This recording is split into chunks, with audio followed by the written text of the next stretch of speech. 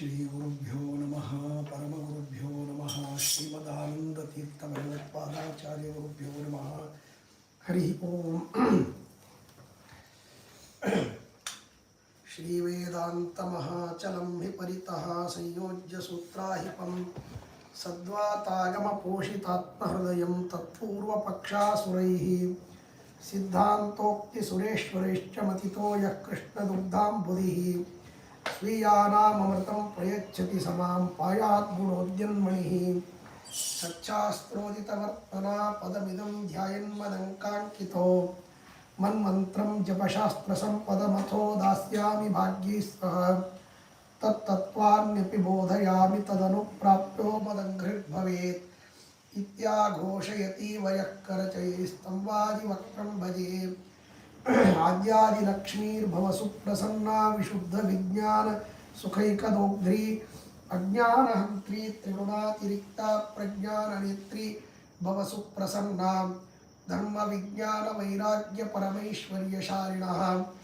आनन्दतीर्थभगवत्पादान् वन्दे निरन्तरं नमोऽस्तु तात्विका देवाः विष्णुभक्तिपरायणाः धर्ममार्गे प्रेरयन्तु भवन्तः सर्व एव हि यस्य वाक्कामधेनुर्नः कामितार्थान् प्रयच्छति सेवेतं जययोगीन्द्रं कामबाणच्छिदं सदा अस्मद्गुरुसमारम्भां टीकाकृत्पादमध्यगां श्रीमदाचार्यपर्यन्तां वन्दे गुरुपरम्परां सत्याभिज्ञकराब्जोत्थान् पञ्चाशद्वर्षपूजकान् सत्यप्रमोदतीर्थार्यान् नौमिन्यायसुधारतां शास्त्रेषु पारदृश्वानं शास्त्रज्ञेष्ठ वत्सलं दीनभक्तोद्धारकरं सत्यात्मानं गुरुं भजे विद्यापीठविधातारं विद्यावारिधिचन्दिरं विद्यार्थिवत्सलं वन्दे महामहिमसद्गुरुम् आपादमौलिपर्यन्तं गुरूणामाकृतिं स्मरेत् तेन विघ्नाः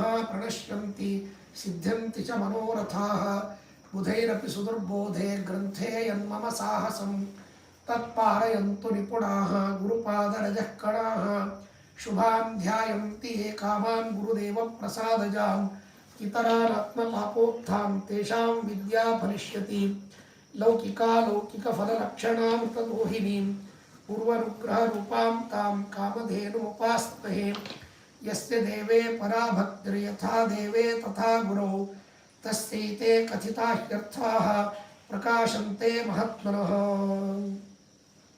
स्वस्तिस्तु सतामशेष सन्मङ्गलानि भवन्तु ಶ್ರೀ ಗುರುಭ್ಯೋ ನಮಃ ಹರಿ ಓಂ ಹರಿ ಓಂ ಹರಿ ಓಂ. ರುಕ್ಮಿಣೇಶ ವಿಜಯ ಅನೇಕ ಕಂತುಗಳಲ್ಲಿ ಈಗ ನಡೀತಾ ಇದೆ. ಅದರಲ್ಲಿ ಭಗವಂತ ತಾನು ವಿಶೇಷವಾದ ರೀತಿಯಲ್ಲಿ ಕಂಸನನ್ನು ಸಂಹಾರ ಮಾಡಿ ಗುರುಗಳ ಸಾಂದೀಪಿನಿ ಋಷಿಗಳ ಹತ್ತಿರ ಹೋಗಿ ತಾನು ಉತ್ತಮವಾಗಿರ್ತಕ್ಕಂಥ ರೀತಿಯಲ್ಲಿ ವಿದ್ಯೆಯನ್ನು ಕಲಿತು ಅವರಿಗೆ ಗುರುದಕ್ಷಿಣೆ ರೂಪದಲ್ಲಿ ಮರಣವನ್ನು ಹೊಂದಿರತಕ್ಕಂತಹ ಮಗನನ್ನು ಕೊಟ್ಟು ಪುನಃ ತಾನು ಈ ಮಥುರಾ ಪಟ್ಟಣಕ್ಕೆ ಬಂದಿದ್ದಾನೆ ಅಂತನ್ನುವಂತಹ ಆ ವಿಷಯವನ್ನು ತಿಳಿದಿದ್ದೇವೆ. ಹೀಗೆ ಆದ ಮೇಲೆ ಪರಮಾತ್ಮ ತಾನು ಮಥುರಾ ಪಟ್ಟಣದಲ್ಲಿ ಇರುವಾಗ ಎಲ್ಲ ಕಡೆಗೆ ಉತ್ತಮವಾಗಿರ್ತಕ್ಕಂತಹ ರೀತಿಯಲ್ಲಿ ಆ ವಾತಾವರಣ ನಡೀತಾ ಇತ್ತು. ಆ ಸಮಯದಲ್ಲಿ ಪರಮಾತ್ಮ ತಾನು ಗೋಪಿಕಾ ಸ್ತ್ರೀಯರನ್ನು ವಿಚಾರ ಮಾಡಿಕೊಂಡು ಬರುವುದಕ್ಕಾಗಿ ಉದ್ಧವನನ್ನು ತಾನು ಕೊಟ್ಟು ಕಳಿಸ್ತಾನೆ. ಆ ಉದ್ಧವನನ್ನು ಕೊಟ್ಟು ಕಳಿಸುವಾಗ ಪರಮಾತ್ಮ ಹೇಳ್ತಾನೆ, ನಿಜಾಗಮಾಶಾಧೃತ ಜೀವನಾನಾಂ ಪ್ರಜಾಂಗನಾನಾಂ ಹೃದಿಕೇದ ಶಂಕಿ ಇಮಾಂ ಸ್ಥಿತಿಂ ಸ್ವಸ್ಯ ನಿಶಮ್ಯ ರಮ್ಯಾಂ ಸ್ವಸೂನುತಾಶಾಪಗಮಾಚ್ಚ ಪಿತ್ರೋಹೋ. ಪರಮಾತ್ಮ ತಾನು ಯಾಕೆ ಉದ್ಧವನನ್ನು ಕೊಟ್ಟು ಕಳಿಸಿದ ಅಂತಂದರೆ ಅದಕ್ಕೆ ಇಲ್ಲಿ ಹೇಳ್ತಾರೆ ಮಧುರಾತೀರ್ಥ ಶ್ರೀಪಾದಂಗಳವರು, ಪರಮಾತ್ಮ ಕಂಸನನ್ನು ಸಂಹಾರ ಮಾಡಲಿಕ್ಕೆ ಆ ನಂದಗೋಕುಲದಿಂದ ಹೊರಡುವಾಗ ಎಲ್ಲ ಗೋಪಿಕಾ ಸ್ತ್ರೀಯರು ಅಡ್ಡ ಕುಳಿತು ಬಿಟ್ಟಿದ್ರು. ಆಗ ಪರಮಾತ್ಮ ಮತ್ತೆ ನಾನು ಬರ್ತೇನೆ ಅಂತ ಹೇಳಿ ಅವರಿಗೆ ತಾನು ಆಶ್ವಾಸನೆಯನ್ನು ಕೊಟ್ಟು ಹೋಗಿದ್ದ. ಹಾಗಾಗಿ ಅವರು ಕೃಷ್ಣ ಬರ್ತಾನೆ ಅಂತ ಹೇಳಿದ್ದಾನೆ, ಬರ್ತಾನೆ ಬರ್ತಾನೆ ಅಂತ ಕಾಯ್ತಾ ಇರ್ತಕ್ಕಂಥವು. ಹಾಗಾಗಿ ಆ ಪರಮಾತ್ಮ ಬರ್ತಾನೆ ಅಂತನ್ನುವಂತಹ ಮಾತನ್ನು ಕೇಳಿಕೊಂಡು ಪರಮಾತ್ಮನ ಬರುವಿಕೆಯ ಆಶೆಯನ್ನು ಇಟ್ಟುಕೊಂಡು ಜೀವನ ಮಾಡತಕ್ಕಂಥವರಾಗಿದ್ದರು. ಹಾಗಾಗಿ ಅದಕ್ಕೆ ಹೇಳ್ತಾರೆ ನಿಜಾಗಮಾಶಾದೃತ ಜೀವನಾನ. ಪರಮಾತ್ಮ ಬರ್ತಾನೆ ಅಂತನ್ನುವಂಥ ಆಶೆಯನ್ನು ಇಟ್ಕೊಂಡು ಜೀವನ ಮಾಡ್ತಾ ಇದ್ರಂತ. ಬೇರೆ ಏನು ನಾವು ಬದುಕಬೇಕು ಅಂತ ಅನ್ನೋದಕ್ಕಾಗಿ ಅವರು ಮತ್ತು ಊಟಾದಿಗಳನ್ನು ಮಾಡ್ತಾ ಇರಲಿಲ್ಲ. ಕೇವಲ ಪರಮಾತ್ಮ ಬರ್ತಾನೆ, ನಮಗೆ ದರ್ಶನ ಕೊಡ್ತಾನೆ ಮತ್ತೊಮ್ಮೆ ಅನ್ನುವ ಕಾರಣದಿಂದ ಅವರು ಬದುಕಿದ್ರು. ಆಮೇಲೆ ಮನಸ್ಸಿನಲ್ಲಿ ಇನ್ನೂ ಬರಲಿಲ್ಲಲ್ಲ ಅಂತನ್ನುವಂಥ ದುಃಖ ಬೇರೆ ಇತ್ತು. ಹೀಗಾಗಿ ಆ ದುಃಖವನ್ನು ಪರಿಹಾರ ಮಾಡುವುದಕ್ಕಾಗಿಯೂ ಪರಮಾತ್ಮ ತಾನು ಮತ್ತೇನಪ್ಪ ಅಂತಂದರೆ ಉದ್ಧವರನ್ನು ಕೊಟ್ಟು ಕಳಿಸಿದ. ಆಮೇಲೆ ಇನ್ನೊಂದು ಮಾತನ್ನು ಹೇಳ್ತಾರೆ, ಸ್ವಸೂನುತಾಶಾಪ ಮಗ ಗಮಾಚ್ಚ ಪಿತ್ರೋಹೋ. ಆ ನಂದಗೋಪ ಮತ್ತು ಯಶೋಧ ಏನಿದ್ರು ಅವರು ಈ ಕೃಷ್ಣ ನನ್ನ ಮಗ ಅಂತನ್ನುವಂಥ ರೀತಿಯಲ್ಲಿ ತಿಳಿದುಕೊಂಡಿದ್ರು. ಹಾಗಾಗಿ ಅವರಿಗೆ ಆ ಏನು ವಿಚಾರ ಇತ್ತು ಮನಸ್ಸಿನಲ್ಲಿ, ಇವರು ನನ್ನ ಮಗ ಅಂತ, ಅದನ್ನು ಕೂಡ ಪರಿಹಾರ ಮಾಡುವುದಕ್ಕಾಗಿ ಪರಮಾತ್ಮ ತಾನು ಉದ್ಧವರನ್ನು ಕೊಟ್ಟು ಕಳಿಸ್ತಾನೆ. ವ್ರಜಂ ವ್ರಜೇತ್ಯಾದಿಶದುದ್ಧವಂ ಸ್ವಂ ವ್ರಜೇಶ್ವರೋಥಾತ್ಮ ವಿಯೋಗವನ್ನೇ ಪ್ರತಪ್ತಮುಜ್ಜೀವಯಿತು ಸ್ವವರ್ಗಂ ಸುಖಾರ್ಥ ಸಂದೇಶ ಸುಧಾ ಪ್ರವಾಹಿ. ಅವರೆಲ್ಲರೂ ಕೂಡ ಆ ವ್ರಜ ಅಂತನ್ನುವ ಶಬ್ದಕ್ಕೆ ನಂದಗೋಕುಲ ಅಂತ ಅರ್ಥ. ಆ ನಂದಗೋಕುಲಕ್ಕೆ ಅವರನ್ನೆಲ್ಲ ಮತ್ತು ಆ ಎಲ್ಲ ಏನು ಗೋಪಿಕಾ ಸ್ತ್ರೀಯರಿದ್ದರು ಪರಮಾತ್ಮನ ವಿಯೋಗದ ದುಃಖ ಬಹಳ ಪೀಡಿಸ್ತಾ ಇತ್ತು. ಆ ವಿಯೋಗದಿಂದ ಮನಸ್ಸಿನಲ್ಲಿ ತುಂಬ ದುಃಖ, ಅದು ವನ್ನಿ ಅಂತ ಹೇಳ್ತಾರೆ. ಆ ವಿಯೋಗದ ವನ್ನಿಯಿಂದ ಅವರೆಲ್ಲ ಸುಟ್ಟು ಸಾಯುವಂಥ ಅವಸ್ಥೆಯಲ್ಲಿ ಬಂದಿದ್ದರು. ಅಂದರೆ ಅಷ್ಟು ದುಃಖವಾಗಿತ್ತು ಅಂತ. ಅವರನ್ನು ಪರಮಾತ್ಮ ಮತ್ತೆ ಉಜ್ಜೀವಯಿತು. ಹೇಗೆ ಬಹಳ ರೋಗಕ್ಕೆ ತುತ್ತಾಗಿ ಹಾಸಿಗೆ ಹಿಡಿದವರನ್ನು ಔಷಧಿ ಒಂದೋ ಮತ್ತೊಂದೋ ಮುಗಿದ್ರಿಂದ ಮತ್ತೆ ಅವರನ್ನು ಪುನಃ ಒಳ್ಳೆಯ ಸಾಮರ್ಥ್ಯವುಳ್ಳವರನ್ನಾಗಿ ಮಾಡಬೇಕು, ಆ ರೀತಿಯಲ್ಲಿ ಅವರನ್ನು ಪರಮಾತ್ಮ ತಾನು ಜೀವನಗೊಳಿಸುವುದಕ್ಕಾಗಿ ಸತ್ತವರನ್ನು ಬದುಕಿಸ್ಬೇಕು ಅಂದರೆ ಮತ್ತು ಎರಡೇ ಉಪಾಯ. ಒಂದು ಮೃತ ಸಂಜೀವಿನಿ ವಿದ್ಯೆ ಹೇಳಬೇಕು, ಅಥವಾ ಅಮೃತವನ್ನು ಪ್ರೋಕ್ಷಣೆ ಮಾಡಬೇಕು. ಹಾಗಾಗಿ ಪರಮಾತ್ಮ ಮೃತ ಸಂಜೀವಿನಿ ವಿದ್ಯೆ ಅಂದರೆ ಅದು ಮತ್ತೇನಪ್ಪ ಅಂತಂದರೆ ಬೇರೆ ಏನೂ ಅಲ್ವೇ ಇಲ್ಲ. ಹಾಗಾದರೆ ದೇವರ ಮಾತುಗಳೇ ಅದು ಅದ್ಭುತವಾಗಿರ್ತಕ್ಕಂಥದ್ದು. ಹಾಗಾಗಿ ಆ ವಿಧವಾಗಿರತಕ್ಕಂತಹ ಮಾತುಗಳು ಆ ಮಾತುಗಳನ್ನುವಂಥ ಸುಧಾ ಅಮೃತ ಅದನ್ನು ಕೊಟ್ಟು ಕಳಿಸಿದರೆ ಅವರು ಮತ್ತೆ ಪುನಃ ತಮ್ಮ ಜೀವನದಲ್ಲಿ ಸುಖ ಶಾಂತಿಯನ್ನು ಕಾಣ್ತಾರೆ ಅಂತನ್ನೋದಕ್ಕಾಗಿ ಪರಮಾತ್ಮ ಆ ದಿವ್ಯವಾಗಿರತಕ್ಕಂತಹ ಸಂದೇಶವನ್ನು ಕೊಟ್ಟು ಕಳಿಸಿದಂತೆ ಆ ಉದ್ಧವನು ಕೂಡ ಆ ಸಂದೇಶವನ್ನು ತೆಗೆದುಕೊಂಡು ಹೊರಟ. ಮಥುರಾ ಪಟ್ಟಣದಿಂದ ಹೊರಡುವಾಗ ಅವರಿಗೂ ಕೂಡ ಒಂದು ವಿಚಿತ್ರವಾಗಿರತಕ್ಕಂತಹ ಪರಮಾತ್ಮನ ವಿಯೋಗದ ದುಃಖ. ಹಾಗಾಗಿ ಪರಮಾತ್ಮನನ್ನು ಬಿಟ್ಟು ಇಷ್ಟು ದಿವಸದವರೆಗೆ ನಾನಿಲ್ಲಿರಬೇಕಲ್ಲ ಅಂತನ್ನುವಂತಹ ಕಾರಣದಿಂದ ಅವರು ಕೂಡ ಮತ್ತೆ ಪರಮಾತ್ಮನನ್ನು ನೆನೆಸ್ತಾ ತಾನು ಆ ಮಥುರಾ ಪಟ್ಟಣದಿಂದ ಹೊರಟು ಮತ್ತೇನಪ್ಪ ಅಂತಂದರೆ ಆ ಗೋಪಿಕಾ ಸ್ತ್ರೀಯರ ಹತ್ತಿರ ತಾನು ಬರ್ತಾ ಇದ್ದಾನೆ.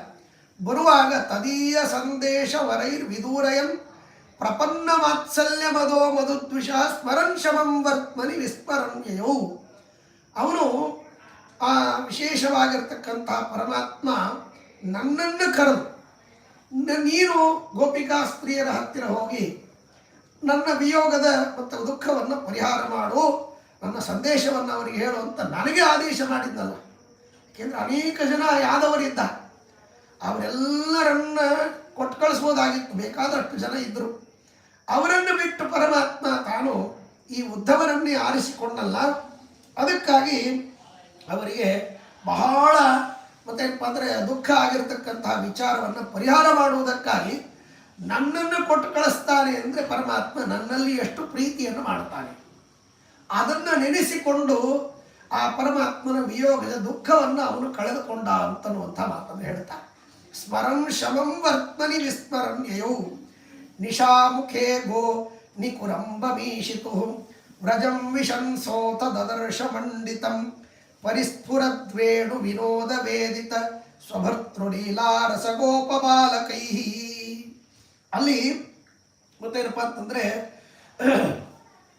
ಪರಮಾತ್ಮ ತಾನು ಅದ್ಭುತವಾಗಿರ್ತಕ್ಕಂತಹ ರೀತಿಯಲ್ಲಿ ಆ ನಂದಗೋಕುಲದಲ್ಲಿ ಆಕಳದ ಜೊತೆಗೆ ಇರತಕ್ಕಂತಹ ಸಮಯ, ಗೋಪಿಕಾ ಸ್ತ್ರೀಯರ ಜೊತೆಗೆ ಒಡನಾಡಿರ್ತಕ್ಕಂತಹ ಸ್ಥಳ, ಆಮೇಲೆ ಕೊಳಲು ಧ್ವನಿಯನ್ನು ಮಾಡತಕ್ಕಂತಹ ಸ್ಥಳ, ಇವೆಲ್ಲವನ್ನು ನೋಡ್ತಾ ನೋಡ್ತಾ ನೆನೆಸಿಕೊಳ್ತಾ ಬಂದಾಗ ಅದ್ಭುತವಾದ ರೀತಿಯಲ್ಲಿ ಅಲಂಕೃತಗೊಂಡಿರತಕ್ಕಂತಹ ಗೋಪಿಕಾ ಸ್ತ್ರೀಯರು, ಗೋಪಾಲಕರು ಅವರೆಲ್ಲ ಕೃಷ್ಣನ ಎಲ್ಲ ಆ ವಿಚಾರಗಳನ್ನು ನೆನಪು ಮಾಡಿಕೊಂಡು ಅವರು ಆ ಮಾತಾಡ್ತಾ ಇರೋದನ್ನು ಕೇಳ್ತಾ ಒಳಗೆ ಪ್ರವೇಶ ಮಾಡ್ತಾರಂತೆ. ಉಕ್ಷಿಪ್ತ ಪುಚ್ಛ ಮುದಿತಾಲ್ಪರವಾಭಿರಾಮಂ ವತ್ಸಂಸ್ಮದಾವನ ವಿಲಾಸ ವಿಕಂಪಿತಾಂಗಂ ವೀಕ್ಷಾನುಧಾವನ ಪರಾಧ್ವನಿಗೌ ಸ್ವವರ್ಗಂ ಅನ್ವೇತು ಕೃಷ್ಣ ಇತಿ ವಕ್ತಿ ತದೋದ್ಧವಾಯ. ಆ ಎಲ್ಲ ಆ ನಂದಗೋಕುಲದಲ್ಲಿ ಒಂದೊಂದು ವಿಚಾರಗಳನ್ನು ನೋಡ್ತಾ ಬರ್ತಾ ನೆನೆಸಿಕೊಳ್ತಾರಂತೆ. ಹೇಗಿತ್ತು ಅಂದರೆ ಪರಮಾತ್ಮ ಕೊಳಲನ್ನು ಊದಿದಾಗ ಪುಚ್ಛವನ್ನು ನಿಗರಿಸಿಕೊಂಡು, ಕಿವಿ ನಿಗರಿಸಿಕೊಂಡು ಆ ಆಕಳುಗಳು, ಕರುಗಳು ಎಲ್ಲವೂ ಕೃಷ್ಣ ಹತ್ರ ಓಡಿ ಬರಬೇಕು, ಗೋಪಿಕಾ ಸ್ತ್ರೀಯರು ಬರಬೇಕು ಅದ್ಭುತವಾಗಿರ್ತಕ್ಕಂಥ ರೀತಿಯಲ್ಲಿ. ಆ ರೀತಿ ಬರುವಾಗ ಯಾವುದರ ಲೆಕ್ಕ ಇಲ್ಲ, ಪಕ್ಕದಲ್ಲಿ ಏನಾಗತ್ತೆ, ಏನು ಬಿಡ್ತದೆ, ಏನೂ ಚಿಂತೆ ಇಲ್ಲದೆ ಇದ್ದಂತೆ ಆ ಭಗವಂತನ ದಿವ್ಯವಾಗಿರ್ತಕ್ಕಂತಹ ಆ ಕೊಳಲು ಧ್ವನಿಯನ್ನು ಕೇಳ್ತಾ ತದೇಕಾಗ್ರ ಚಿತ್ತರಾಗಿ ಆ ಪರಮಾತ್ಮರನ್ನ ಅನುಸರಿಸಿ ಬರುವಾಗ ಹೇಗಿತ್ತು ಆ ವಿಚಾರಗಳನ್ನು ನೆನೆಸಿ ಉದ್ಧವ ಬಂದಾಗ ಆ ಎಲ್ಲ ಮತ್ತೇನಪ್ಪ ಅಂತಂದರೆ ಆ ಆಕಳುಗಳು, ಕರುಗಳು ಇವೆಲ್ಲ ಕೃಷ್ಣನೇ ಬಂದನೇನೋ ಅಂತ ಕಣ್ಣೆತ್ತಿ ಕಿವಿ ನಿಗರಿಸಿ ನೋಡಿದ್ವಂತೆ. ಯಾಕೆಂದರೆ ಆಭರಣಗಳು, ಆ ಕಿರೀಟಗಳು ಇವನ್ನೆಲ್ಲ ನೋಡಿದಾಗ ಕೃಷ್ಣನೇ ಬಂದನೇನೋ ಅಂತನ್ನುವಂತಹ ರೀತಿಯಲ್ಲಿ ಅವು ನೋಡಿದ್ವಂತೆ ಅದ್ಭುತವಾಗಿರ್ತಕ್ಕಂಥ ರೀತಿಯಲ್ಲಿ. ಗೋಧೂಲಿ ಧೂಸರ ಮನೋಜ್ಞ ಶರೀರ ಕಾಂತಿನ್ ಗೋಪಾನ್ ನಿರೀಕ್ಷಕರ ಸಂಗತ ವೇಣು ಶೃಂಗಾನ್ ಕೃಷ್ಣಸ್ಯ ಶೈಶವ ವಿಲಾಸ ಮನುಸ್ಮರನ್ ಸಹ ಮೋದಾಂಬುನಯನ ಪುಲಕಾಂಕಿತೋಭೂತ್. ಆ ಕೃಷ್ಣ ಊದುವಂತಹ ಕೊಳಲಿನಂತೆ ಕೊಳಲನ್ನು ಹಿಡಿದುಕೊಂಡು ಅನೇಕ ಗೋಪಾಲಕರು ತಾವು ಕೂಡ ಕೊಳಲುಗಳನ್ನು ಊದ್ತಾ ಆ ಆಕಳುಗಳನ್ನು ರಕ್ಷಣೆ ಮಾಡ್ತಾ ಆಮೇಲೆ ಬೇರೆ ಬೇರೆ ರೀತಿಯಲ್ಲಿ ಅಲಂಕಾರಗಳನ್ನು ಮಾಡಿಕೊಂಡಿದ್ದರಂತೆ. ಅವರೆಲ್ಲ ಕೃಷ್ಣನ ನೆನೆಸಿಕೊಂಡು ಅದನ್ನೆಲ್ಲ ನೋಡಿ ಕೃಷ್ಣನ ಸ್ಮರಣೆಯನ್ನು ಮಾಡಿಕೊಳ್ತಾನೆ. ಅದರಲ್ಲಿ ತಾಕೃಷ್ಣ ಭುಕ್ತವರ ಭೂಷಣ ವಸ್ತ್ರ ಮಾಲ್ಯಂ ಭೃತ್ಯಂ ನಿರೀಕ್ಷ ನಿಜನಾಥ ದಿಯೇವ ಗಾವ ಉನ್ನಮ್ರ ಕಂಧರ ಮುದೀರಿತ ಕರ್ಣಯುಗ್ಮಂ ಪಶ್ಯಂತ ಉದ್ಧವ ಮನೋಭ್ಯುದಯಂ ವಿತೇನು. ಆ ಆಕಳುಗಳು, ಕರುಗಳು ಕೃಷ್ಣ ಬಂದನೇನೋ ಅಂತ ಕಿವಿ ನಿಮರಿಸಿ ಕಣ್ಣುಗಳನ್ನು ಅರಳಿಸಿ ತಲೆ ಎತ್ತಿ ನೋಡುವಾಗ ಆಗ ಆ ಉದ್ಧವನಿಗೆ ಎಷ್ಟು ವಿಚಿತ್ರ ಆನಂದ ಆಯಿತು ಅಂದರೆ ಕೃಷ್ಣನ ವಿಯೋಗವನ್ನು ಆಕಳುಗಳು, ಕರುಗಳು ಸಹಿಸ್ತಾ ಇಲ್ಲ. ಅವುಗಳು ನಾನು ಬಂದದ್ದು ನೋಡಿ ಕೃಷ್ಣ ಬಂದರೇನೋ ಅಂತನ್ನುವಂತಹ ಒಂದು ಭ್ರಮೆಯಲ್ಲಿ ಕಣ್ಣರಳಿಸಿ ಕಿವಿ ಎತ್ತಿ ನೋಡಿ ಅವು ಆನಂದವನ್ನು ಪಡ್ತಾ ಇವೆ. ಕೃಷ್ಣನ ವಿಯೋಗ ಎಷ್ಟು ವಿಚಿತ್ರವಾಗಿರತಕ್ಕಂಥ ದುಃಖವನ್ನು ಕೊಡುತ್ತದೆ, ಅವನ ಸಂಯೋಗ ಎಷ್ಟು ಆನಂದವನ್ನು ಕೊಡುತ್ತದೆ ಅಂತನ್ನೋದನ್ನು ಇದು ಮನುಷ್ಯರಿಗಂತೂ ಸರಿ ಪ್ರಾಣಿಗಳಿಗೂ ಈ ಅನುಭವ ಆಗಬೇಕಾದ್ರೆ ಎಷ್ಟು ಅದ್ಭುತ. ಹಾಗಾಗಿ ಅವುಗಳನ್ನು ನೋಡಿ ಅವನಿಗೆ ಮನಸ್ಸಿನಲ್ಲಿ ವಿಚಿತ್ರವಾದ ಮತ್ತು ರೋಮಾಂಚನೆ ಆಯಿತು ಅಂತನ್ನುವಂಥ ಮಾತನ್ನು ಹೇಳ್ತಾನೆ. ದಿದೇಶಯಂ ಪ್ರೀತ ಮನಸ್ವರ್ಗೇ ನಿಜಂ ವ್ರಜಂ ಪ್ರತ್ಯರವಿಂದನೇತ್ರ ವಿವೇಶ ಸೋಪ್ಯುದ್ಧವಮೇವ ದೂರಾತ್ ನಿವೇಶಯನ್ ದ್ರಷ್ಟೃ ವಿಲೋಚನೇಶು. ಹೀಗೆ ಆ ಉದ್ಧವ ಎಲ್ಲ ಅವುಗಳನ್ನು ನೋಡ್ತಾ ಸಾಯಂಕಾಲದ ಸಮಯ ಸೂರ್ಯ ಅಸ್ತಂಗತನಾಗುವ ಹೊತ್ತಿಗೆ ಆ ನಂದಗೋಪ ಹಾಗೂ ಯಶೋದೆಯರ ಮನೆಯಲ್ಲಿ ಪ್ರವೇಶ ಮಾಡಿದ್ದಾರಂತೆ. ಪ್ರವೇಶ ಮಾಡುವಾಗ ಮಧ್ಯದಲ್ಲಿ ಅನೇಕ ಮನೆಗಳು, ಆ ಮನೆಗಳೆಲ್ಲ ಗೃಹೇ ಕೃಷ್ಣ ಕಥಾಮೃತಾತತಂ, ಮನೆಗಳಲ್ಲಿ ಕೃಷ್ಣನ ವಿಚಾರಗಳನ್ನೇ ಮಾತಾಡ್ತಾ ಇರ್ತಕ್ಕಂಥವ್ರು. ನಮ್ಮ ಮನೇಲಿ ಹೀಗೆ ಮಾಡ್ದ, ನಮ್ಮ ಮನೇಲಿ ಹಾಗೆ ಮಾಡ್ದ, ಬೆಣ್ಣೆ ಕದ್ದ, ನಮ್ಮಲ್ಲಿ ಹೀಗೆ ಮಾಡಿದ, ಇಂತಹ ವಿಚಾರಗಳೇ ಮಾತಾಡ್ತಕ್ಕಂಥವ್ರು. ತದರ್ಚನಾಯಾಹೃತ ಧೂಪವಾಸಿತಂ, ಕೆಲವು ಮನೆಗಳಲ್ಲಿ ಆ ಕೃಷ್ಣನನ್ನು ಪೂಜೆ ಮಾಡುವುದಕ್ಕಾಗಿ ಒಳ್ಳೆ ಧೂಪವನ್ನು ಹಚ್ಚಿರೋದು, ಒಳ್ಳೆ ಅಲಂಕಾರಗಳನ್ನು ಮಾಡಿರೋದು, ಅದ್ಭುತವಾಗಿರ್ತಕ್ಕಂತಹ ರೀತಿಯಲ್ಲಿ ದೀಪಗಳನ್ನು ಹಚ್ಚಿರ್ತಕ್ಕಂಥದ್ದು, ಬೇರೆ ಬೇರೆ ವಿಧವಾಗಿರ್ತಕ್ಕಂತಹ ರೀತಿಯಲ್ಲಿ ತಾವು ಅಲಂಕಾರಗಳನ್ನು ಮಾಡಿಸಿಕೊಂಡಿರ್ತಕ್ಕಂಥದ್ದು, ಹೀಗೆ ಎಲ್ಲ ವಿಧಗಳನ್ನು ನೋಡ್ತಾ ನೋಡ್ತಾ ಅವರು ಬರ್ತಾ ಇದ್ದಾರಂತೆ.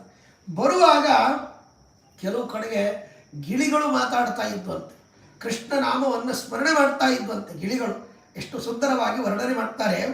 ಶುಕೈರ್ಹರೇರ್ನಾಮ ಗೃಣದ್ಭಿರಾವೃತಂ ಪಿಕೈಶ್ಚ ತತ್ವೇಣು ರವಾನುವಾದಿಭಿ. ಗಿಳಿಗಳಿಗೆ ಮಾತಾಡಲಿಕ್ಕೆ ಬರುತ್ತೆ, ಹಾಗಾಗಿ ಅವುಗಳು ಕೃಷ್ಣ ನಾಮಸ್ಮರಣೆಯನ್ನು ಮಾಡ್ತಾ ಇದ್ವಂತೆ. ಅವು ಹೇಗೆ ಕೃಷ್ಣ ನಾಮಸ್ಮರಣೆ ಮಾಡ್ತಾ ಇದ್ವೋ ಆ ರೀತಿಯಲ್ಲಿ ಅನುಸರಿಸಿ ಕೋಗಿಲೆಗಳು ವೇಣುನಾದದಂತೆ ಅವುಗಳು ಧ್ವನಿ ಮಾಡ್ತಾ ಇದ್ವು. ಎಷ್ಟು ವಿಚಿತ್ರ! ಮಧ್ಯ ಮಧ್ಯದಲ್ಲಿ ವೇಣುನಾದದಂತೆ ಕೋಗಿಲೆಗಳು ಕೂಗೋದು, ಮಧ್ಯ ಮಧ್ಯದಲ್ಲಿ ಆ ಗಿಳಿಗಳು ರಾಮಕೃಷ್ಣ ನಾಮವನ್ನು ಜಪ ಮಾಡೋದು. ಹೀಗೆ ಅದ್ಭುತವಾಗಿರ್ತಕ್ಕಂತಹ ರೀತಿಯಲ್ಲಿ ಮುಕುಂದ ಪಾದಾಂಬುಜ ಶೋಭಿ ನೀರಜ ಸ್ಥಿರದ್ವಿರೇ ವೈರಹರಿ ಕಿಂಕರ ಪ್ರಭೈ. ಪರಮಾತ್ಮನ ಸೇವೆ ಮಾಡುವುದಕ್ಕಾಗಿ ನಾಮುಂದು ತಾಮುಂದು ಅಂತನ್ನುವಂತಹ ರೀತಿಯಲ್ಲಿ ಓಡಾಡುವಂಥ ಜನರಂತೆ ಅನೇಕ ದುಂಬಿಗಳು ಆ ಹೂಗಳ ಮೇಲೆ ಓಡಾಡ್ತಾ ಇದ್ವಂತೆ ಜೇಂಕರಿಸ್ತಾ. ಹಾಗಾಗಿ ಅವುಗಳು ವೇದಗಾನವನ್ನು ಮಾಡುವಂತಹ ರೀತಿಯಲ್ಲಿ ಇರ್ತಕ್ಕಂಥವುಗಳಾಗಿದ್ದು ಅಂತನ್ನುವಂಥ ಮಾತನ್ನು ಹೇಳ್ತಾರೆ. ಸದಾ ಮುಕುಂದಾಗಮನಾಭಿಶಂಕಯ ಸುಪೂರ್ಣ ಕುಂಭೈ ಶುಭ ತೋರಣ ಧ್ವಜೈ ಅಲಂಕೃತ ದ್ವಾರ ಚಯಂ ಫಲೋಚ್ಚೈ ವಿಚಿತ್ರ ರಂಗಾವಲಿಭಿಷ್ಟರಂಜಿತಂ. ಪ್ರತಿನಿತ್ಯ ಬೆಳಗ್ಗೆ ಹೇಳೋದು, ಇವತ್ತು ನಮ್ಮ ಮನೆಗೆ ಕೃಷ್ಣ ಬರ್ತಾನೆ ಅಂತನ್ನೋದಕ್ಕಾಗಿ ರಂಗವಲ್ಲಿಗಳನ್ನು ಹಾಕೋದು, ಬೇರೆ ಬೇರೆ ರೀತಿಯಲ್ಲಿ ಬಾಗಿಲನ್ನು ತೋರಣಗಳನ್ನು ಕಟ್ಟೋದು, ಹೊಸ ಹೊಸ ರೀತಿಯಲ್ಲಿ. ಅದು 2 ದಿವಸ ಆದರೆ ಬಾಡಿ ಹೋಗ್ಬಿಡುತ್ತೆ, ಅವುಗಳನ್ನು ತೆಗೆಯೋದು, ಮತ್ತೆ ಹೊಸದಾದ. ಹೀಗೆ ಪ್ರತಿ ದಿವಸ ಹೊಸ ಹೊಸ ಅಲಂಕಾರಗಳನ್ನು ಮಾಡಿ ತಮ್ಮ ಮನೆಗಳನ್ನು ಶೋಭೆಯಾಗುವಂಥ ರೀತಿಯಲ್ಲಿ ಮಾಡ್ತಾ ಇದ್ರಂತೆ.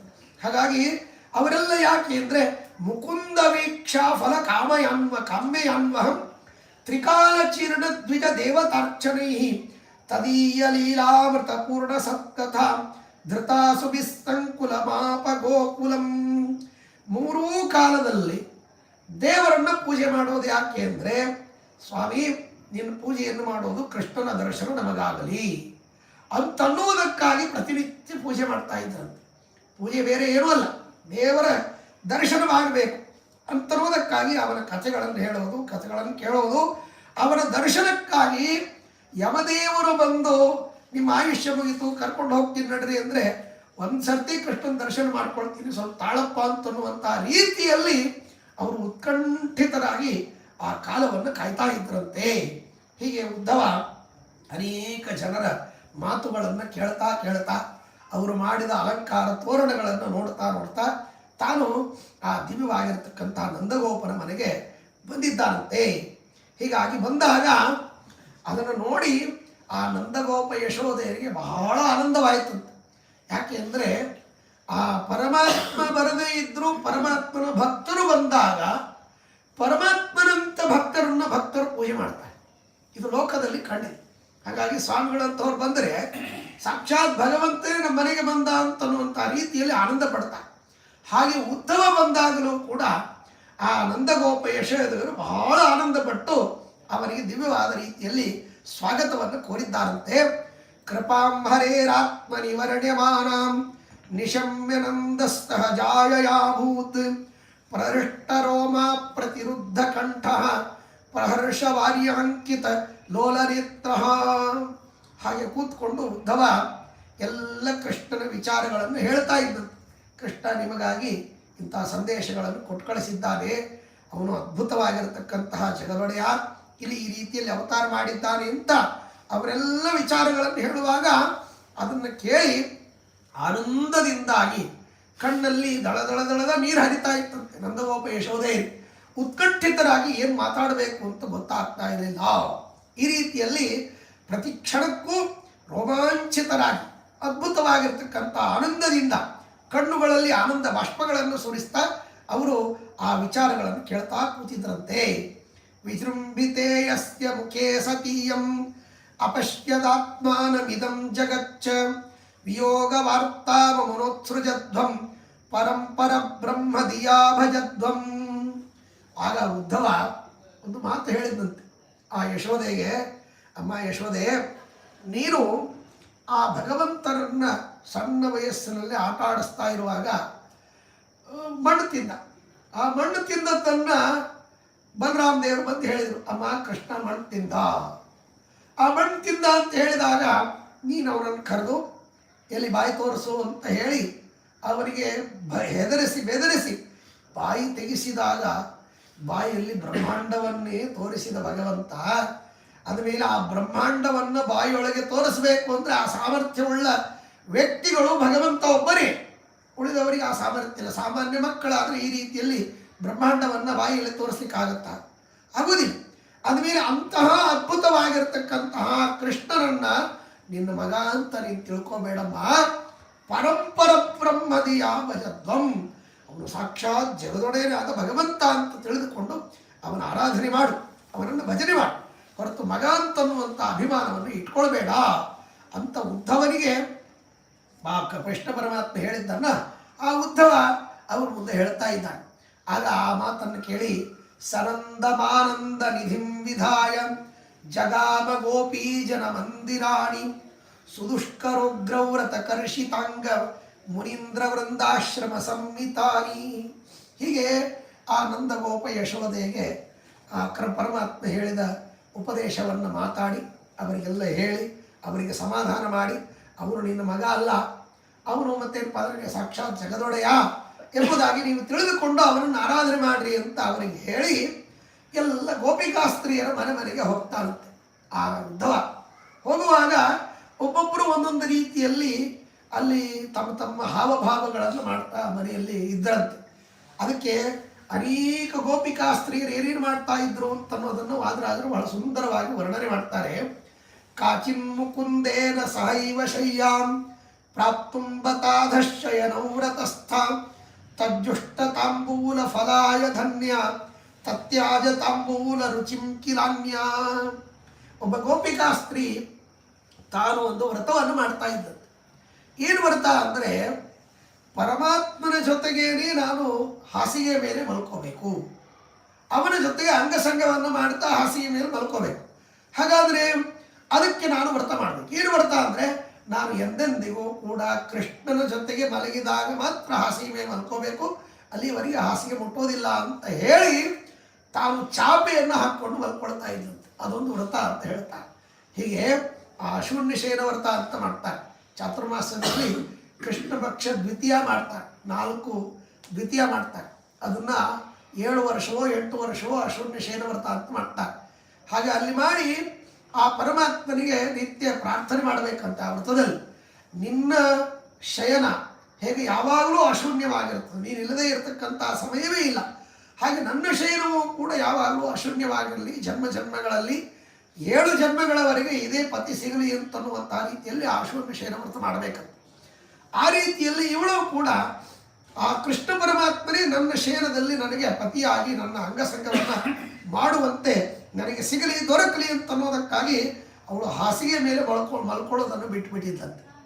ಇನ್ನು ಕೆಲವಳು ಇನ್ನೊಬ್ಬ ಸ್ತ್ರೀ ಗೋಪಿಕಾ ಸ್ತ್ರೀ, ಅವಳು ಕೃಷ್ಣ ಪರಮಾತ್ಮನ ತಿಂದು ಬಿಟ್ಟ ವಿಳೆದೆಲೆ ಅಡಿಕೆಯನ್ನು ತಾನು ತಿನ್ನಬೇಕು ಅಂತನ್ನೋದಕ್ಕಾಗಿ ಅವಳು ಅದನ್ನು ತಿನ್ನೋದನ್ನು ಬಿಟ್ಟುಬಿಟ್ಟಿದ್ದಂತೆ. ಅವನ ತಿಂದು ಬಿಟ್ಟ ವಿಳೆದೆಲೆ ಸಿಗೋ ತನಕ ನಾನು ಇದನ್ನು ತಿನ್ನೋದಿಲ್ಲ ಅಂತ.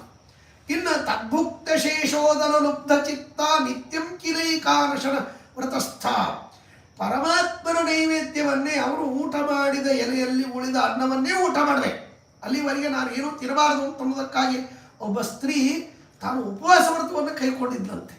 ಈ ರೀತಿಯಲ್ಲಿ ಸ್ವಪ್ರೇಪಿ ತತ್ಸಂಗ ವಿವಾಪ್ತು ಕಾಮ ಸ್ವಸ್ಥಾಪಿ ಶೇತೆ ಕಿಲ ಕಾಪಿ ದೀನ. ಇನ್ನೊಬ್ಬ ಸ್ತ್ರೀ ಅವಳು ಸ್ವಪ್ನದಲ್ಲಿಯೂ ಪರಮಾತ್ಮನ ಜೊತೆಗೆ ನಾನಿರಬೇಕು ಅನ್ನೋದಕ್ಕಾಗಿ ಆರಾಮಿದ್ರು ಅಖಂಡ ಮಲ್ಕೊಂಡಿದ್ದಂತೆ. ಅಂದರೆ ಸ್ವಪ್ನದಲ್ಲಿಯೂ ದೇವರ ಸಂಗ ನನಗಾಗಬೇಕು ಅಂತನ್ನೋದಕ್ಕಾಗಿ. ಇನ್ನೊಬ್ಬ ಸ್ತ್ರೀ ಕಾಂತಂ ಹರಿಂ ತತ್ ಪ್ರಭವಂ ಕುಮಾರಂ ತಜ್ಜುಷ್ಟಗೇಹಂ ಗೃಹಮೂಹಮಾನ ಪತ್ಯುರ್ನ ಪೂಜಾಂನ ಚ ಪುತ್ರಕಾಂಕ್ಷಾಂ ಕೃತ್ಯಂ ನ ಗೃಹ್ಯಂ ವಿತನೋತಿ ತನ್ವಿ.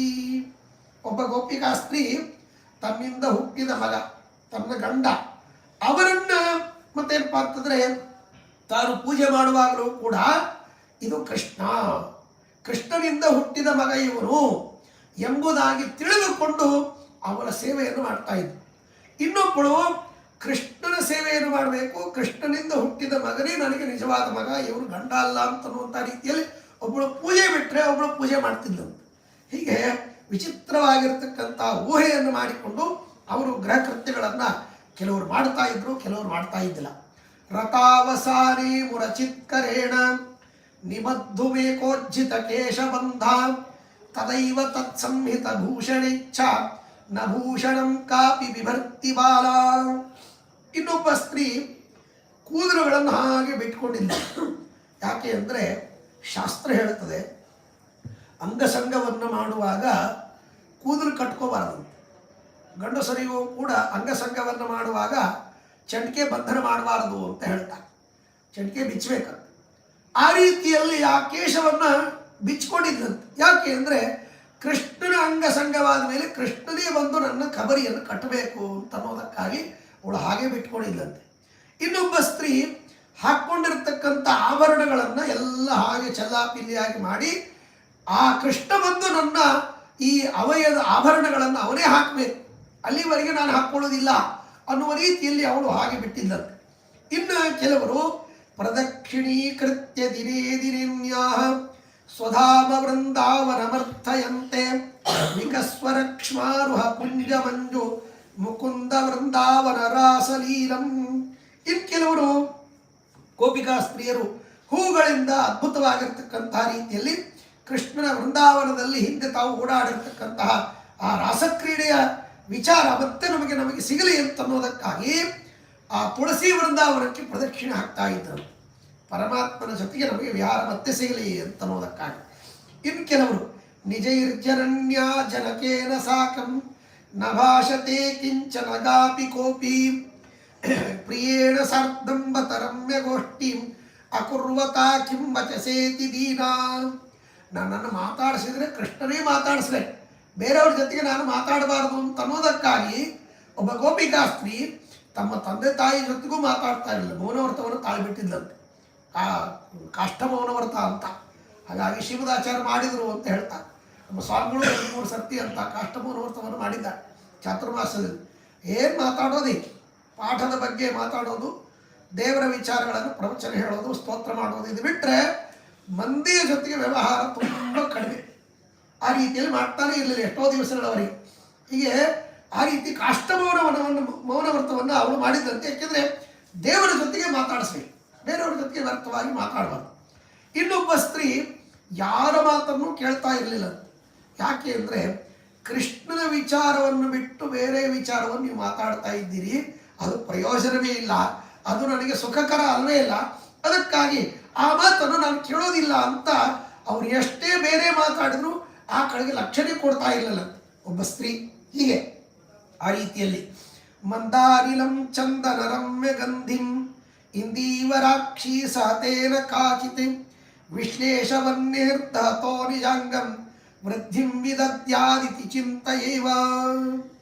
ಆಮೇಲೆ ಇನ್ನೊಬ್ಬ ಸ್ತ್ರೀ ಗಂಧವನ್ನು ಹಚ್ಕೊಳ್ತಿರ್ಲಿಲ್ಲ ಮೈ. ಯಾಕೆ ಅಂದರೆ ಈ ಗಂಧದಲ್ಲಿ ವಾಯುದೇವರ ಸನ್ನಿಧಾನ ವಿಶೇಷವಾಗಿ ಇರ್ತದೆ. ವಾಯು ಬಂದರೆ ಏನಾಗತ್ತೆ, ಅಗ್ನಿ ಜೋರಾಗಿ ಉರಿತದೆ. ಹಾಗಾಗಿ ನಮ್ಮಲ್ಲಿ ವಿರಹಾಗ್ನಿ ಇದೆ. ಆ ವಿರಹಾಗ್ನಿ ಇನ್ನಿಷ್ಟು ಬೆಳೀಲಿಕ್ಕೆ ಈ ಮಂದಮಾರುತ ಇದು ಬೆಳೆಸ್ತದೆ. ಆ ಗಂಧದಲ್ಲಿ ಇರ್ತಕ್ಕಂಥ ವಾಯುದೇವರು ಅಭಿವೃದ್ಧಿ ಮಾಡ್ತಾರೆ.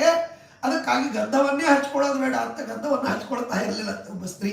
ಹೀಗೆ ಆಲಾಪಮಾಲ್ಯ ಪ್ರಿಯಮಪ್ಯಪಾರ್ಥಂ ಆಲೋಚ್ಯ ಬಾಲಾನೈಶುಷ್ಟವೇನ್ಯ ಸೇಯಂ ಮುಕುಂದಾಗಮನಂ ವದಂತಿ ಜಾತೇದೃಶೀತ್ಯುತ್ಥಿತ ತೀವ್ರತಾಪ. ಇನ್ನೊಬ್ಬ ಸ್ತ್ರೀ ಕೃಷ್ಣನ ಆಗಮನವನ್ನು, ಕೃಷ್ಣ ನಾಳೆ ಬರ್ತಾನೆ ಚಿಂತೆ ಮಾಡಬೇಡ ಅಂತ ಅವಳಿಗೆ ಸಮಾಧಾನ ಮಾಡ್ತಾ ಇರುವಾಗ ಕೇಳ್ತೀನಿ. ಅದನ್ನು ಬಿಟ್ಟು ಬೇರೆ ವಿಚಾರವನ್ನು ಹೇಳಿದರೆ ಇನ್ನಿಷ್ಟು ತಾಪವಾಗಿ ನೀನು ಮಾತಾಡಬೇಡ, ಸುಮ್ಮನಿರು ಅಂತ ಅವಳಿಗೆ ಬೈತಾ ಇದ್ದಂತೆ. ಬೇರೆ ವಿಷಯವನ್ನು ನೀನು ಮಾತಾಡಬೇಡ ಅಂತ. ಹೀಗೆ ಆ ರೀತಿಯಲ್ಲಿ ಅನೇಕ ಗೋಪಿಕಾ ಸ್ತ್ರೀಯರು ಕರ್ಪೂರ ಕುಂಕುಮಲ ಸನ್ಮೃಗನಾಭಿಶೋಭಿ ನಿಚ್ಛತ್ಯ ಹೋಮಲಯ ಜಾಮಲ ಚೂರ್ಣಮನ್ಯ ಕೃಷ್ಣಂಗ ಸಂಗೀತದಲಂ ಪರಿರಭ್ಯ ದುರ್ಭ್ಯಂ ಧರ್ತುಂ ಧಿಯೇಹ ವರ ವೈಷ್ಣವ ವರ್ಗಯೋಗ್ಯಂ. ಕೃಷ್ಣ ಹಚ್ಚಿಕೊಳ್ಳದೇ ಇರತಕ್ಕಂಥ ಗಂಧವನ್ನು ನಾನು ಹಚ್ಕೊಂಡು ಮಾಡಿ, ಅವನು ಹಚ್ಚಿಕೊಂಡ ಗಂಧ ಅವನ ಅಂಗಸಂಗವಾದಾಗ ನನಗೆ ಹತ್ತರೆ, ಅದನ್ನು ಬಿಟ್ಟು ನಾನೇ ಹಚ್ಚಿಕೊಂಡ್ರೆ ಇದು ಪ್ರಯೋಜನ ಇಲ್ಲ ಅಂತ ಕೆಲವರು ಮತ್ತೆ ಒಬ್ಬ ಸ್ತ್ರೀ ಆ ಗಂಧವನ್ನೇ ಲೇಪನ ಮಾಡಿಕೊಂಡಿದ್ದಿಲ್ಲ. ಹೀಗೆ ಮತ್ತೊಬ್ಬ ಸ್ತ್ರೀ ಕೋಕಿರೆಂದು ಕೋಕಿಲ ಮಧು ಮೃತಮಾನ್ಯ ಗಂಧ ಪುಷ್ಪಾಣಿ ಕಾಪಿನ ಹೃದೋ ವಿಷಯೀಕರೋತಿ. ವ್ಯರ್ಥವಾಗಿ ಕೋಗಿಲಗಳು ಕೂಗ್ತಾ ಇದೆಯಲ್ಲ, ದೇವರ ವೇಣುಗಾನ ಇದ್ದರೆ ಎಷ್ಟು ಚೆನ್ನಾಗಿತ್ತು ಅಂಥೇಳಿ ಆ ಕೋಗಿಲೆಯ ಧ್ವನಿಯನ್ನು ಕೇಳ್ತಾ ಇರಲಿಲ್ಲ. ಕೆಲವರು ಹೂವುಗಳನ್ನು ಮತ್ತೇನಪ್ಪ ಅಂದರೆ ಮಾಡಲೇಬೇಕು, ಹಾರ ಕಟ್ಟಬೇಕು ಅಂತ ಹೋದರೆ ಕೃಷ್ಣನಿಗೆ ಸಲ್ಲದೇ ಇರತಕ್ಕಂಥ ಈ ಹಾರವನ್ನು ತೆಗೆದುಕೊಂಡೇನು ಮಾಡಬೇಕು ಅಂತ ಹೂವನ್ನು ದೂರ ಹೇಳ್ತಾ ಇದ್ರಂತೆ. ಕೃಷ್ಣನಿಗೆ ಸಂಬಂಧ ಇಲ್ಲದೆ ಇರತಕ್ಕಂಥ ಹೂವಿನ ಸುಗಂಧವನ್ನು ನಾವು ಆಘ್ರಾಣ ಮಾಡಬಾರ್ದು ಅಂತ ಹೂವಿನ ಹತ್ರ ಹೋಗ್ತಾ ಇರಲಿಲ್ಲ. ಹೀಗೆ ಅನೇಕ ರೀತಿಯಲ್ಲಿ ಒಬ್ಬೊಬ್ಬರು ಒಂದೊಂದು ರೀತಿಯಲ್ಲಿ ಆ ಪರಮಾತ್ಮನಿಗಾಗಿ ವ್ರತಗಳನ್ನು ಕೈಕೊಂಡಿದ್ರು. ಆ ರೀತಿಯಲ್ಲಿ ಆಗ್ತಾ ಇತ್ತು. ಆಮೇಲೆ ಉದ್ಧವ ಬಂದಾಗ ಉದ್ಧವನನ್ನು ನೋಡಿ ಅವರು ಆ ಉದ್ಧವರನ್ನು ಮಾತಾಡಿಸ್ತಿಲ್ಲಂತೆ. ಯಾಕೆಂದರೆ ಇವನು ಏನಿದ್ರು ಕೃಷ್ಣನ ಸೇವಕ ಅಂದಮೇಲೆ ಇವನಿಂದ ಪ್ರಯೋಜನ ಇಲ್ಲ, ಕೃಷ್ಣನಿಂದ ಆಗುವಂಥ ಸುಖ ಇವನಿಗೆ ಸಿಗುವುದಿಲ್ಲ. ಆದರೆ ಇವನು ಬಂದಿದ್ದಾನೆ, ಇವನಿಗೆ ಮಾತಾಡಿಸ್ಬೇಕು, ಮಾತಾಡಿಸಿದರೆ ನಮ್ಮ ಸಿಟ್ಟು ಕಡಿಮೆ ಆಗಿಬಿಡುತ್ತೆ. ಅದು ಆಗಬಾರ್ದು. ಮಾತಾಡಿಸದೇ ಇದ್ದರೆ ಬಂದ ವ್ಯಕ್ತಿ ಅವಮಾನ ಮಾಡಿದಂತೆ ಆಗುತ್ತೆ. ಅದಕ್ಕೇನು ಮಾಡಬೇಕು ಅಂತ ವಿಚಾರ ಮಾಡಿ ಒಂದು ದುಂಬೆಯನ್ನು ತಾವು ಉದ್ದೇಶವನ್ನಾಗಿ ಇಟ್ಟುಕೊಂಡು ಅವರೆಲ್ಲ ಆ ಉದ್ಧವರಿಗೆ ಬೈತಾ ಇದ್ದಾರಂತೆ. ಇದು ಭಾಗವತದಲ್ಲೂ ಬರ್ತದೆ, ಇಲ್ಲಿಯೂ ಕೂಡ ಅದನ್ನು ಚೆನ್ನಾಗಿ ವರ್ಣನೆ ಮಾಡ್ತಾರೆ.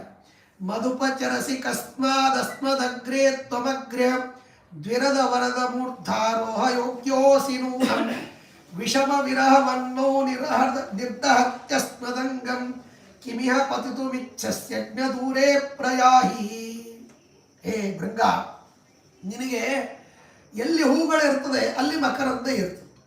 ಆ ಮಕರಂದವನ್ನು ಸ್ವೀಕಾರ ಮಾಡುವುದಕ್ಕಾಗಿ ನೀನು ಬರಬೇಕು. ಆದರೆ ನಮ್ಮಲ್ಲಿ ಯಾವ ಹೂಗಳು ಇಲ್ಲ. ಯಾಕೆಂದರೆ ಹೂಗಳನ್ನು ನಾವು ಮುಡ್ಕೊಳ್ಳೋದಿಲ್ಲ, ಕೃಷ್ಣ ಇಲ್ಲ ಅದರಿಂದಾಗಿ ಹೂಗಳನ್ನು ಮುಡ್ಕೊಳ್ಳೋದಿಲ್ಲ. ಆ ರೀತಿಯಲ್ಲಿ ಮತ್ತೆ ನಮಗೆ ನಮ್ಮ ಹತ್ರ ಮಕರಂದ ಸಿಗುವುದಿಲ್ಲ.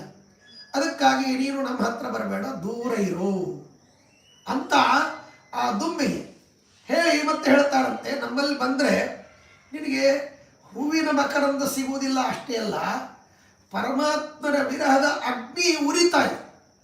ಆ ಉರಿಯುವಂಥ ಅಗ್ನಿಯಲ್ಲಿ ನೀನು ಬಂದು ಬಿದ್ದಿ ಅಂದರೆ ಸತ್ತೋಗ್ಬಿಡ್ತಿ.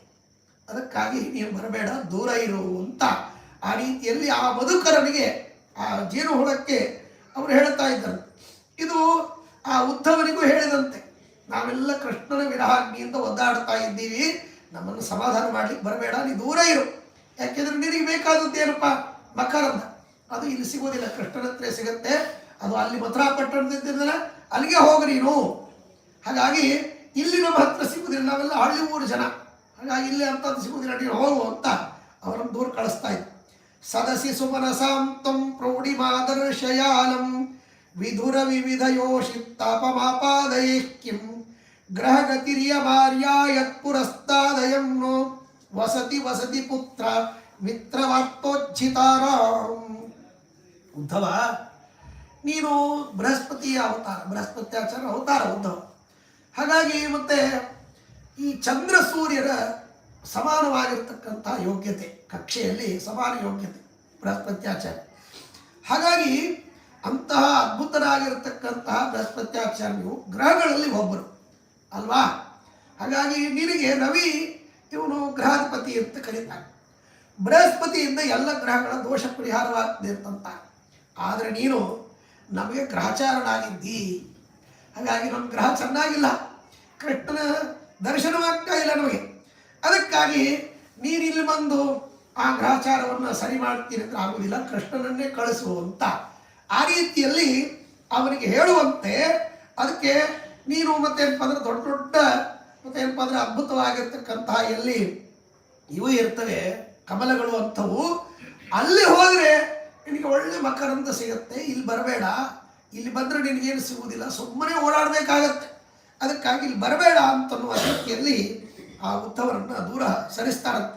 ವರುಣ ದಿಶಿಗತೋಪಿ ಸ್ವೈರ ಮುದ್ಯಾತಿ ಸೋಯಂ ಬತದಿಶಿ ಬಲಭೇತ್ತು ಕಾಮದಕ್ಕಾಮಿನೀನಾಂ ಗುರುರಿವ ಸಖಿ ಕರುಣೋಪಾಂತಮಭ್ಯೇತ್ಯ ಗೀತಂ ಹರಿಪರ ಕೃತವೃತ್ತಿ ಶ್ರಾವಯೇತ್ತೇವ ಧೀರ. ಎಷ್ಟು ವಿಚಿತ್ರ. ಬೃಹಸ್ಪತಿ ಅವತಾರರಾಗಿದ್ದರಿಂದ ಗುರು ನೀನು ಅಥವಾ ಕಾಮಪೀಡಿತರಾಗಿರ್ತಕ್ಕಂಥ ನಮಗೆ ಕಾಮೋದ್ದೀಪನವನ್ನು ಮಾಡಬೇಡ. ಯಾಕೆಂದರೆ ಸೂರ್ಯ ಮುಳುಗುವಾಗ ಕೆಂಪಾಗಿರ್ತಾನೆ, ಕಾಮಿನಿಯರಿಗೆ ಅದೊಂದು ಉಲ್ಲಾಸವನ್ನು ತಂದುಕೊಡುತ್ತದೆ. ಆದರೆ ನೀನು ಉಲ್ಲಾಸವನ್ನು ತಂದು ಕೊಡ್ತಾ ಇಲ್ಲ, ನಮ್ಮ ಉಲ್ಲಾಸವನ್ನು ನಾಶ ಮಾಡುವುದಕ್ಕಾಗಿ ಬಂದಿರತಕ್ಕಂಥವನಂತ ಇದ್ದಿ. ಹಾಗಾಗಿ ನೀನು ಹೋಗು ನಿನ್ನ ಮನೆಗೆ. ಏಕೆಂದರೆ ಸೂರ್ಯ ಅಸ್ತಂಗತನಾಗುವ ಹೊತ್ತಿಗೆ ದುಡ್ಡು ಮನೆ ಸೇರ್ಕೊಂಡ್ಬಿಡುತ್ತೆ. ಹಾಗೆ ನೀನು ಇಲ್ಲಿ ಬಂದು ಈಗೇನು ಮಾಡ್ತಾ ಇದ್ದಿ, ಪ್ರಯೋಜನ ಇಲ್ಲ, ಹೋಗಿ ಮನೆಗೆ ಅಂತನ್ನುವ ರೀತಿಯಲ್ಲಿ ಅವರನ್ನು ದೂರ ಸರಿಸ್ತಾ ಇದ್ದಾರೆ. ಹಾಗಾಗಿ ನೀನು ಎಷ್ಟು ಝೇಂಕಾರ ಮಾಡಿದರೂ ಆ ಕಾಮೋದ್ರೇಕ ಅಂತ ಅನ್ನೋದು ನಮಗೆ ಆಗುವುದಿಲ್ಲ. ಅದಕ್ಕಾಗಿ ದೂರ ಹೋಗು. ಗಗನ ಚರಕಿಮಸ್ಮತ್ ಸನ್ನಿಧೌತೆ ಸ್ಥಿಕೃತ್ಯಂ ಹರಿಪದಮುಪಯಾಯ ದೂರಮಸ್ಮದ್ರಜಸ್ಯ ಸಮರುಚಿಮಲಕಾಲ್ಯ ವಕ್ರಯಾನಂದ ಸೂನೋ ಕಥಯ ಕಥಮಿಹ ತ್ವಾಂ ಸಂಭಜಾಮಸ್ತ್ಯ ಜಾಮಹ. ಅಲ್ಲ, ನೀನು ಆ ಪರಮಾತ್ಮನ ಪಾದ ಕಮಲಗಳಲ್ಲಿ ಓಡಾಡುವಂಥ ದುಮ್ಮಿ. ಇಲ್ಲಿ ಬಂದರೆ ನಿನಗೇನು ಸಿಗುತ್ತೆ? ಏನೂ ಸಿಗುವುದಿಲ್ಲ. ಅದಕ್ಕಾಗಿ ನೀನು ನಮ್ಮಿಂದ ದೂರ ಹೋಗು. ನಮ್ಮಿಂದ ದೂರನಾಗಿರ್ತಕ್ಕಂಥ ಪರಮಾತ್ಮನಿಂದ ಮತ್ತು ನೀನು ವಿರಹವನ್ನು ಸಮಾಧಾನ ಮಾಡಲಿಕ್ಕೆ ಬಂದಿದ್ದೀಯಲ್ಲ, ಇದಾಗುವುದಿಲ್ಲ. ಆ ಪರಮಾತ್ಮ ಬಂದರೆ ನಮಗಾಗತ್ತೆ. ಇಲ್ಲದೇ ಇದ್ರೆ ಇದು ಈ ವಿರಹದ ದುಃಖ ಅಂತ ಅನ್ನೋದು ನಮಗೆ ಹೋಗೋದೇ ಇಲ್ಲ. ಆಗ ಏನು ಮಾಡಬೇಕು? ನೀನು ಒಂದು ರೀತಿಯಿಂದ ಬಂದಿದ್ದಿ, ನಿನ್ನನ್ನು ಬಿಡೋ ಹಾಗಿಲ್ಲ. ನಿನ್ನನ್ನು ಬಿಟ್ಟರೆ ಮತ್ತೆ ನಿನ್ನನ್ನು ಹತ್ತಿರ ಸೇರಿಸ್ಕೊಳ್ಳಿಕ್ಕೂ ನಮಗೆ ಇಚ್ಛೆ ಇಲ್ಲ. ಈ ಎರಡೂ ಕಾರಣದಿಂದ ನೀನು ಒಂದು ರೀತಿಯಿಂದ ದೂರ ಹೋಗ್ಬಿಡು ಅಂತ ಹೇಳ್ತಾರೆ. ಮತ್ತೆ ಇಲ್ಲೇ ಇರುವಂಥ ಆ ರೀತಿಯಲ್ಲಿ ಆ ಪರಮಾತ್ಮನ ವಿಷಯಗಳನ್ನು ಕೇಳಲಿಕ್ಕಾಗತ್ತೆ ಅಂತ ಅನ್ನೋದಕ್ಕಾಗಿ ಆ ರೀತಿಯಲ್ಲಿ ಹೇಳ್ತಾರೆ. ವನಭವನಗತಾನಾಂ ದರ್ಶಯಿತ್ವಾ ಸ್ವರೂಪಂ ಕತಿಪಯ ದಿನ ಮಧ್ಯೆ ಮಾಧವೋಸೌ ತ್ವದೀಯಃ ನ ದಿಶತಿ ಪುನರೀಕ್ಷಾಂ ಹಂತ ತಸ್ಯಾನುವರ್ತಿ ತ್ವಮಪಿ ಚಪಲಚಿತ್ತ ಚಪಲತಾದೃಕ್ಕಿಂ ತದಸ್ಮಾಸು ಮೈತ್ರ್ಯ. ವಸಂತ ಕಾಲ ಬಂದಾಗ ಎಲ್ಲ ಗಿಡಗಳು ಅರಳುತ್ತೆ, ಒಳ್ಳೆ ಹೂಗಳು ಹಣ್ಣುಗಳೆಲ್ಲ ಬೆಳುತ್ತೆ. ಆಗ ದುಂಬಿಗಳು ಚೆನ್ನಾಗಿ ಓಡಾಡುತ್ತದೆ. ಆ ರೀತಿಯಲ್ಲಿ ಇರತಕ್ಕಂತಹ ಹೂವಿನ ಬೆಳವಣಿಗೆ ಅಥವಾ ಹಣ್ಣಿನ ಬೆಳವಣಿಗೆ ಅದು ಬೇರೆ ಋತುಗಳಲ್ಲಿ ಆಗುವುದಿಲ್ಲ. ಅದು ಹೋಯಿತು ಅಂದರೆ ಮತ್ತೆ ಹೋಗ್ಬಿಡುತ್ತೆ, ಮತ್ತೆ ವರ್ಷದ ತನಕ ಕಾಯಬೇಕು. ಹಾಗೆ ಕೃಷ್ಣ ಇರುವಾಗ ತನ್ನ ಎಲ್ಲ ದರ್ಶನವನ್ನು ಮಾಡಿಸಿ ಅಂಗಸಂಗವನ್ನು ಕೊಟ್ಟು ನಮಗೆ ಆಲಿಂಗನವನ್ನು ಮಾಡಿಕೊಂಡು ಅದ್ಭುತವಾದ ಸುಖವನ್ನು ಕೊಡ್ತಾ ಇದ್ದ. ಈಗ ಅವನು ಹೋಗಿಬಿಟ್ಟ, ವಸಂತ ಕಾಲ ಹೋಗಿಬಿಡ್ತು. ಅದಕ್ಕಾಗಿ ನೀನು ಬರೋದನ್ನು ಮತ್ತೆ ಕಾಯ್ತಾ ಕೂಡ್ತಿದ್ದೀವಿ ನಾವು, ನೀನು ಯಾವಾಗ ಬರ್ತೀಪ ಅಂತ. ಹಾಗಾಗಿ ಮತ್ತೆ ಈಗ ಯಾಕೆ ಬಂದಿದ್ದಿ? ಈಗಿನ್ನೂ ವಸಂತ ಕಾಲ ಬಂದಿಲ್ಲಲ್ಲ, ಅದಕ್ಕಾಗಿ ನೀನು ಬರಬೇಡ, ದೂರ ಹೋಗು ಅನ್ನುವ ರೀತಿಯಲ್ಲಿ ಅವರಿಗೆ ಹೇಳ್ತಾರಂತೆ. ಐ ಸಖಿ ಚರತೋಸ್ಯ ಸ್ವೈರಮಸ್ಮತ್ ಪುರಸ್ತಾತ್ ಮರುದಪಿ ಸಹಕಾರಿ ಸಾಧಯತ್ಯಗ್ರಶಕ್ತಿಂ ಅಭಿಮುಖಮನು ಪಾರ್ಶ್ವಂ ವಿಶ್ವಗೂರ್ಧ್ವಂ ತಥಾಧಃ ಚರಣ ಚತುರಶೀಲಃ ಶಿಕ್ಷಯೇ ದೇಶ ವೀರಾನ್. ಮತ್ತೆ ಅಂತಾರೆ ಉದ್ದವನಿಗೆ, ನೋಡು, ಈ ನಮ್ಮ ಮುಂದೆ ಸಂಚಾರ ಮಾಡತಕ್ಕಂಥ ಈ ಗಾಳಿ ಏನಿದೆ, ಮುಖ್ಯ ಪ್ರಾಣದೇವರು, ಇವರು ಕೂಡ ಒಂದು ರೀತಿಯಲ್ಲಿ ನಮಗೆ ದ್ವೇಷಿಯಾಗಿರ್ತಕ್ಕಂಥವು. ಯಾಕೆ ಅಂದರೆ ಮೇಲಿಂದ ಮೇಲೆ ಬಂದು ಗಾಳಿ ಬಂದು ಏನು ಮಾಡ್ತಂದರೆ ಒಂದು ರೀತಿಯಿಂದ ಆನಂದ ಕೊಡಬೇಕು. ಆ ಆನಂದ ಆಗದೇ ಇದ್ದಂತೆ ಈ ಗಾಳಿ ಕೂಡ ನಮಗೆ ದುಃಖ ಕೊಡ್ತಾ ಇದ್ದಾನೆ. ಯಾಕೆಂದರೆ ಪರಮಾತ್ಮನ ವಿರಹದ ದುಃಖ ನಮಗೆ ಆಗ್ತಾ ಇದೆ. ಹಾಗಾಗಿ ಈ ಸಮಯದಲ್ಲಿ ಯಾವುದು ಬೇಡವಾಗುತ್ತೆ. ಇಂಥ ದುಃಖವನ್ನು ಹೊಂದಿರತಕ್ಕಂತಹ ನಾವು ಈ ರೀತಿಯಲ್ಲಿ ಗಾಳಿಯೂ ಕೂಡ ನಮಗೆ ಸುಖವನ್ನು ಕೊಡ್ತಾ ಇಲ್ಲ, ದುಃಖವನ್ನು ಕೊಡ್ತಾ ಇದ್ದಾನೆ. ಅದರ ಜೊತೆಗೆ ಇವನ ವಾರ್ತೆಗಳನ್ನು ಬೇರೆ ನಮಗೆ ತಂದು ಕೊಡ್ತಾ ಇದ್ದಾನೆ. ಗಾಳಿಯಲ್ಲಿ ಮಾತುಗಳು ಬರ್ತವೆ. ಹಾಗಾಗಿ ಆ ಗಾಳಿಯ ಸಹನೆಯನ್ನು ಮಾಡದೇ ಇರತಕ್ಕಂತಹ ನಾವು ಗಾಳಿಯಲ್ಲಿ ಬರತಕ್ಕಂಥ ಮಾತುಗಳನ್ನಾದರೂ ಹೇಗೆ ಕೇಳಲಿಕ್ಕೆ ಸಾಧ್ಯ? ಅದಕ್ಕಾಗಿ ನಮ್ಮ ಜೊತೆಗೆ ಮಾತಾಡಬೇಡ, ದೂರ ಇರು ಅನ್ನುವ ರೀತಿಯಲ್ಲಿ ಅವರಿಗೆ ಹೇಳ್ತಾ ಇದ್ದಾರೆ. ಸುರಪತಿರಪಿ ನೂನಂ ಗಾನಮೇತನ್ ನಿಶಮ್ಯ ಪ್ರಿಯನಿನದ ಮಹಿಷ್ಯ ಮಾನಯಿಷ್ಯತ್ಯವಶ್ಯಂ ಸಮಮಲ ವಿಲೋಕ್ಯ ತ್ವದ್ವಶಿಷ್ಯವತ್ಸಾತ್ ಕಿಮಿಹ ಫಲವಿದಾನೀಂ ಗಾಯತೋಪ್ಯಸ್ಮದಗ್ರೇ. ನೀನು ದಿವ್ಯವಾಗಿರ್ತಕ್ಕಂಥ ರೀತಿಯಲ್ಲಿ ಝಂಕಾರವನ್ನು ಮಾಡ್ತಾ ನಿನ್ನನ್ನು ಗೌರವಿಸುವಂತೆ ನೀನು ನಿನಗೆ ಅನೇಕ ಜನರು ವಶರಾಗ್ತಾರೆ. ಅಂದರೆ ಎಲ್ಲ ಹೂಗಳಲ್ಲಿ ನೀನು ಹೋಗಿ ಮಕರಂದವನ್ನು ತೆಗೆದುಕೊಂಡು ಒಂದು ಕಡೆಗೆ ಜೇರನ್ನು ಶೇಖರಣೆ ಮಾಡ್ತಾರೆ. ಅದನ್ನು ನೋಡಿ ಎಲ್ಲರೂ ಅದನ್ನು ಪಡೆದುಕೊಳ್ಬೇಕು ಅಂತ ಅಪೇಕ್ಷೆ ಪಡ್ತಾರೆ. ಅದ್ಮೇಲೆ ನೀನು ಇಲ್ಲಿ ಯಾಕೆ ಬಂದಿದ್ದಿ? ಇಲ್ಲಿ ಕೃಷ್ಣನ ವಿಷಯಗಳನ್ನು ಸಂಗ್ರಹ ಮಾಡಿಕೊಂಡು ಹೋಗ್ಲಿಕ್ಕೆ ಬಂದಿದ್ದೀಯಾ ಅಥವಾ ನಮಗೆ ಜೇರನ್ನು ಕೊಡ್ಲಿಕ್ಕೆ ಬಂದಿದ್ದೀಯಾ ಹೇಳು ಅಂತನ್ನುವ ರೀತಿಯಲ್ಲಿ ಅವರಿಗೆ ಪ್ರಶ್ನೆ ಮಾಡ್ತಾರಂತೆ. ಅಸಿ ಮಧುಕರ ವಿದ್ಮೋ ಮಾಧವೇ ಪಕ್ಷಪಾತಿ ಕುಜರ ವಿಜಯಿ ಚಾಪೇ ತಸ್ಯ ಜೀವಾಯಿತೋಸಿ ವಿರಚಯ ವಿವಶಂ ತಂ ನ ಸಮೀಪೇ ವಸಂತಂ ವಿವದ ರಸವಿಲಾಸ ಶ್ರೇಣಿ ವಿಶ್ರಾಣನಜ್ಞಂ. ನೋಡಪ್ಪ, ನೀನು ಒಂದೇ ಕೇಳ್ತೀನಿ, ಏನು ಮಾಡಬೇಡ. ವಸಂತ ಕಾಲ ತಿರುಗಿ ತಿರುಗಿ ಬರೋದಲ್ಲ, ಹೋಗದೇ ಇರಬೇಕು. ಆ ರೀತಿ ನೀನು ಮಾಡು. ಅಂದರೆ ನೀನು ಬಾ. ಆ ಕೃಷ್ಣನ ವಿರಹ ನಮಗೆ ಒಟ್ಟಾರೆ ಆಗದೇ ಇದ್ದಂತೆ ನೀನು ಮಾಡುವುದಾದರೆ ನಮ್ಮ ಜೊತೆಗೆ ಮಾತಾಡು, ಇಲ್ಲದೇ ಇದ್ದರೆ ಮಾತಾಡಬೇಡ ಅಂತನ್ನುವಂಥ ರೀತಿಯಲ್ಲಿ ಆ ಬುದ್ಧವನಿಗೆ ಎಲ್ಲ ಗೋಪಿಕಾ ಸ್ತ್ರೀಯರು ಒಂದು ರೀತಿಯಲ್ಲಿ ವಿಚಿತ್ರವಾದ ರೀತಿಯಲ್ಲಿ ಮಾತಾಡ್ತಾರೆ. ಅದ್ಭುತವಾಗಿರ್ತಕ್ಕಂಥದ್ದು. ಹಾಗಾಗಿ ಅಂಥ ಅದ್ಭುತವಾದ ಮಾತನ್ನು, ಒಂದು ದಿವ್ಯವಾಗಿರ್ತಕ್ಕಂಥ ಹಾಡು, ಆ ಹಾಡನ್ನು ಎಷ್ಟು ಚೆನ್ನಾಗಿದೆ. ದಾಸರಾಯರು ತುಂಬ ಅದ್ಭುತವಾಗಿರ್ತಕ್ಕಂಥ ರೀತಿಯಲ್ಲಿ ಅದನ್ನು ರಚನೆ ಮಾಡಿಕೊಟ್ಟಿದ್ದಾರೆ. ಅದನ್ನು ಕೇಳಿ ನಾವು ಮುಂದೆ ಹೋಗೋಣ.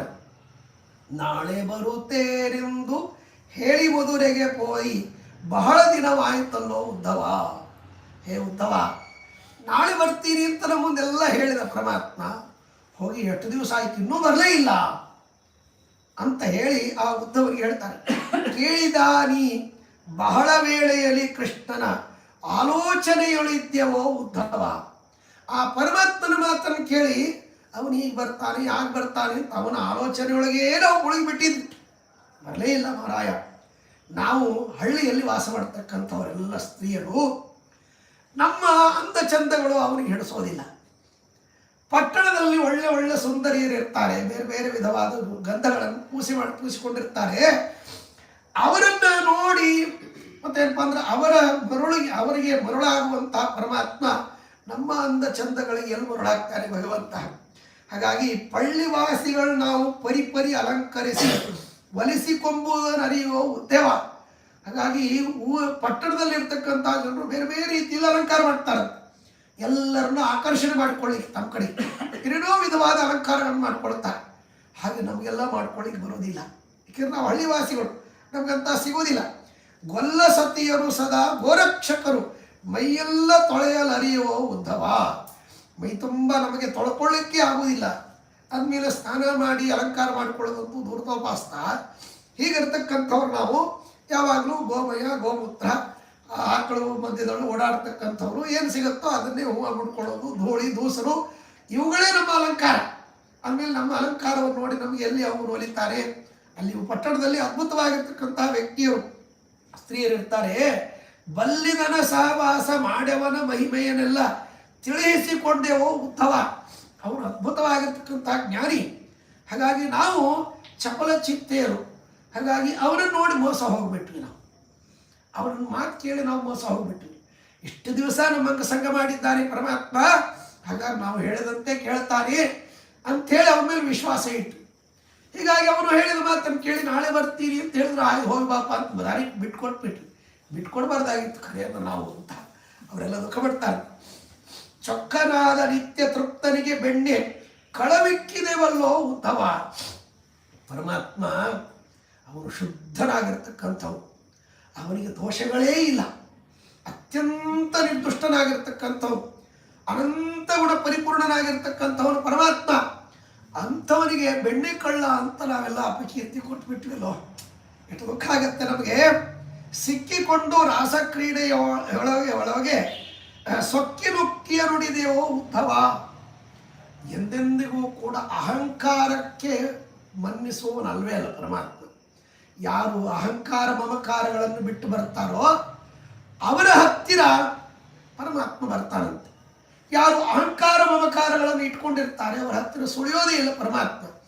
ಆದರೆ ನಾವು ಅಂಥ ಪರಮಾತ್ಮನ ಜೊತೆಗೆ ಅಹಂಕಾರದಿಂದ ನಮ್ಮಂಥ ಸುಂದರಿಯರು ಯಾರೂ ಇಲ್ಲ, ನಮ್ಮನ್ನು ಬಿಟ್ಟರೆ ಪರಮಾತ್ಮನಿಗೆ ಗತಿಯೇ ಇಲ್ಲ ಅನ್ನುವ ರೀತಿಯಲ್ಲಿ ಅಹಂಕಾರದಿಂದ ನಾವು ಅವರ ಜೊತೆಗೆ ವರ್ತನೆ ಮಾಡಿಬಿಟ್ವಿ. ಕಕ್ಕುಲಾತಿಲಿ ಕಾಮಾಸಕ್ತರಿಗಿವ ನಮಗೆ ದಕ್ಕಿದರು ಎಂತೆಂದವೋ ಉದ್ಯಮ. ನಾವು ಅತ್ಯಂತ ಕಾಮಪಿಪಾಸು. ಹಾಗಾಗಿ ನಿರಂತರ ಕಾಮುಕರಾಗಿ ಅವನ ರಂಗಸಂಗವನ್ನು ಮಾಡ್ತಾ ಇರುವಾಗ ಇವನಿಗೆ ನಮ್ಮನ್ನು ಬಿಟ್ಟರೆ ಗತಿ ಇಲ್ಲ. ನಮ್ಮೊಳಗೆ ಇವನು ಕಾಮಿಸಬೇಕೇ ಹೊರತು ಬೇರೆಯವ್ರಿಗೆ ಕಾಮಿಸ್ಲಿಕ್ಕಿಲ್ಲ, ಅಷ್ಟು ಸುಂದರರಾಗಿದ್ದೀವಿ ನಾವು ಅನ್ನೋ ಒಂದು ದುರಭಿಮಾನ ನಮ್ಮಲ್ಲಿ ಬಂದುಬಿಡ್ತು. ಪರಮಾತ್ಮರಿಗೆ ಅವರು ಯಾವ ರೂಪಿಗೂ ಮರಳಾದವನಲ್ಲ ಪರಮಾತ್ಮ. ಹಾಗಾಗಿ ವಕ್ರಗತಿಯಾಗಿ ಅಕ್ರೂರ ಬಂದೆಂಬ ಚಕ್ರಧರಿಗೊಲಿಸಿದನು ಉದ್ಧವ. ಎಷ್ಟು ವಿಚಿತ್ರ! ಆ ಅಕ್ರೂರ ಯಾವತ್ತು ಬಂದ ನಮ್ಮ ಗತಿಯೇ ಬದಲಾಗಿಬಿಡ್ತು. ಅವನಿಗೆ ಹೆಸರು ಅಕ್ರೂರ ಅಂತ. ಎಂಥ ಕ್ರೂರಿ! ನಮಗೆ ಘೋರವಾಗಿರ್ತಕ್ಕಂಥ ದುಃಖವನ್ನು ಕೊಟ್ಟು ಹೋಗ್ಬಿಟ್ಟ. ಹಾಗಾಗಿ ಅಂಥ ರೀತಿಯಲ್ಲಿ ಆ ಗ್ರಹಗಳೆಲ್ಲ ಕೆಲವೊಬ್ಬರು ವಕ್ರಿ ಆಗ್ತವೆ ಅಂತಂತಾರೆ. ಶನಿ ವಕ್ರಿ ಅಂತಂತಾರೆ, ಗುರು ವಕ್ರಿ ಅಂತಂತಾರೆ. ಹಂಗೆ ಆ ವಕ್ರೂರ ಅವನು ವಕ್ರಿಯಾಗಿ ಯಾವಾಗ ಬಂದೋ ನಮ್ದೆಲ್ಲ ಗತಿ ವಕ್ರಿಯಾಗಿ ಹೋಗ್ಬಿಡ್ತು ಅಂತ ಬೈಕೊಳ್ತಾರೆ. ಧೀರಸ್ವರಮಣ ದೋಷ ದೂರನ್ನ ಅಲ್ಪ ಬಹುಚಾರನೆಂದೆರಿತವಲ್ಲೋ ಉದ್ದವ. ಪರಮಾತ್ಮ ಬಹಳ ಜ್ಞಾನಿ. ಸ್ವರಮಣ ಪರಮಾತ್ಮ ಲಕ್ಷ್ಮೀದೇವಿಯ ಆಲಿಂಗನವೂ ಬೇಕಾಗಿಲ್ಲ ಅವನಿಗೆ. ಲಕ್ಷ್ಮೀ ಆಲಿಂಗನ ಯಾಕೆ ಮಾಡ್ಕೊಳ್ತಾರಂದ್ರೆ ಅವಳಿಗೆ ಸುಖವನ್ನು ಕೊಡುವುದಕ್ಕಾಗಿ. ಅಂದಮೇಲೆ ಅಂತ ಸ್ವರಮಣನಾದ ಭಗವಂತರನ್ನ ಇವನೊಬ್ಬ ಗೋಪೀಜನ ಜಾರ ಅಂತ ತಿಳ್ಕೊಂಡ್ಬಿಟ್ವಿ ನಾವು. ಘೋರವಾಗಿರ್ತಕ್ಕಂಥದ್ದು. ಆರಾರ ಮನಕ್ಕಿನ್ನು ತೋರದವನು ನಮ್ಮ ಓರಗೆ ಯವನೆಂದವೋ ಉದ್ಧವ. ಯಾರ ಮನಸ್ಸಿಗೂ ಸಿಗುವಂಥವನಲ್ಲ. ಕೋಟಿ ಕೋಟಿ ವರ್ಷಗಳವರೆಗೆ ಊರ್ಧ್ವಬಾಹುಗಳಾಗಿ ಚಳಿ ಮಳಿ ಗಾಳಿ ಬಿಸಿಲು ಹಸಿವೆ ನೀರಡಿಕೆ ಏನನ್ನೂ ಸಹಿಸದೇ ಧ್ಯಾನ ಮಾಡುವಂಥ ವ್ಯಕ್ತಿಗಳ ಕಣ್ಣಿಗೂ ಕಾಣಿಸದೇ ಇರತಕ್ಕಂಥ ಪರಮಾತ್ಮನನ್ನ ನಮ್ಮ ಬೆನ್ನಿಂದೆ ಬಿದ್ದಿರ್ತಾನೆ ಬಿಟ್ರಿ ಎಲ್ಲಿಗೆ ಹೋಗ್ತಾನೆ ಅಂತ ಅನ್ಕೊಂಡ್ಬಿಟ್ವಿ ನಾವು. ಎಂಥ ಕೆಟ್ಟ ಕೆಲಸ ಮಾಡಿಬಿಟ್ವಿ. ಪರಮಾತ್ಮನ ಸಾಮಾನ್ಯ ಅಂತ ತಿಳ್ಕೊಂಡ್ಬಿಟ್ವಿ. ಮುರಾರಿ ಅಜಪರಿವಾರದೊಡೆಯನ ನಾವು ಪೊರನೆಂದಾಡಿಸಿದೆವೋ ಉದ್ಧವ. ಬ್ರಹ್ಮಾದಿ ದೇವತೆಗಳಿಗೆ ಜನಕನಾಗಿರ್ತಕ್ಕಂಥ ಪರಮಾತ್ಮನನ್ನ ಇವನೊಬ್ಬ ನಮ್ಮ ನಂದಗೋಕುಲದ ಕೂಸು ಅಂತ ಅವನನ್ನು ಎತ್ತಿ ಆಡಿಸಿದ್ವೋ. ಎಲ್ಲಿ ಜಗದೊಡೆಯನಾದ ಭಗವಂತ, ಎಲ್ಲಿ ಕೂಸು? ನಾರಿಯವರು ನಾವಲ್ಪ ದಾರಿದ್ರ್ಯರಿಗೆ ಶ್ರೀರಮಣನೆಂತೊದಗುವನೋ ಉದ್ಧವ.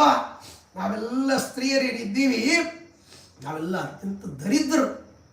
ನಮ್ಮಂಥವರಿಗೆ ಶ್ರೀರಮಣ ನೋಡ್ರಿ, ದರಿದ್ರ ಎಲ್ಲಿ ಶ್ರೀರಮಣ ಎಲ್ಲಿ. ಹಾಗಾಗಿ ವಿರುದ್ಧವಾಗಿರ್ತಕ್ಕಂಥ ಸ್ವಭಾವವುಳ್ಳವರು. ಅಂದಮೇಲೆ ನಮಗೆ ಅವರೆಲ್ಲಿ ಸಿಗ್ತಾರೋ ನಿಧಿಯ ಬದಿಲಿದ್ದರೂ ವಿಧಿಸುವುದನ್ನು ಅರಿಯದೆ ಮದಡೆಯರಾದೆವೋ ಉದ್ಧವ. ನಮ್ಮ ಪಕ್ಕದಲ್ಲಿ ಕೃಷ್ಣ ಅಂತನ್ನುವಂಥ ದೊಡ್ಡ ನಿಧಿ, ಅದ್ಭುತವಾದ ನಿಧಿ. ಆ ನಿಧಿ ಇದ್ದಾಗಲೂ ಕೂಡ ನಾವು ಅದನ್ನು ಸರಿಯಾಗಿ ತಿಳಿದುಕೊಳ್ಳಲಿಕ್ಕೆ ಆಗಲಿಲ್ಲ. ಎಷ್ಟು ವಿಚಿತ್ರ! ಅದಕ್ಕೆ ಹೇಳ್ತಾರೆ, ಹತ್ತಿರ ಇದ್ದಾಗ ಅದರ ಬೆಲೆ ಗೊತ್ತಾಗುವುದಿಲ್ಲ ಅಂತೆ, ದೂರ ಇದ್ದಾಗ ಅದರ ಬೆಲೆ ಗೊತ್ತಾಗುತ್ತೆ. ಬಹಳ ವಿಚಿತ್ರ. ಹಾಗಾಗಿ ಕೃಷ್ಣ ಹತ್ರ ಇದ್ದಾಗ ದೊಡ್ಡ ನಿಧಿ ನಮ್ಮ ಹತ್ರ ಇತ್ತು. ಯಾಕೆಂದರೆ ಕೃಷ್ಣ ಒಬ್ಬರಿದ್ದರೆ ಎಲ್ಲವೂ ಇದ್ದಂತೆ.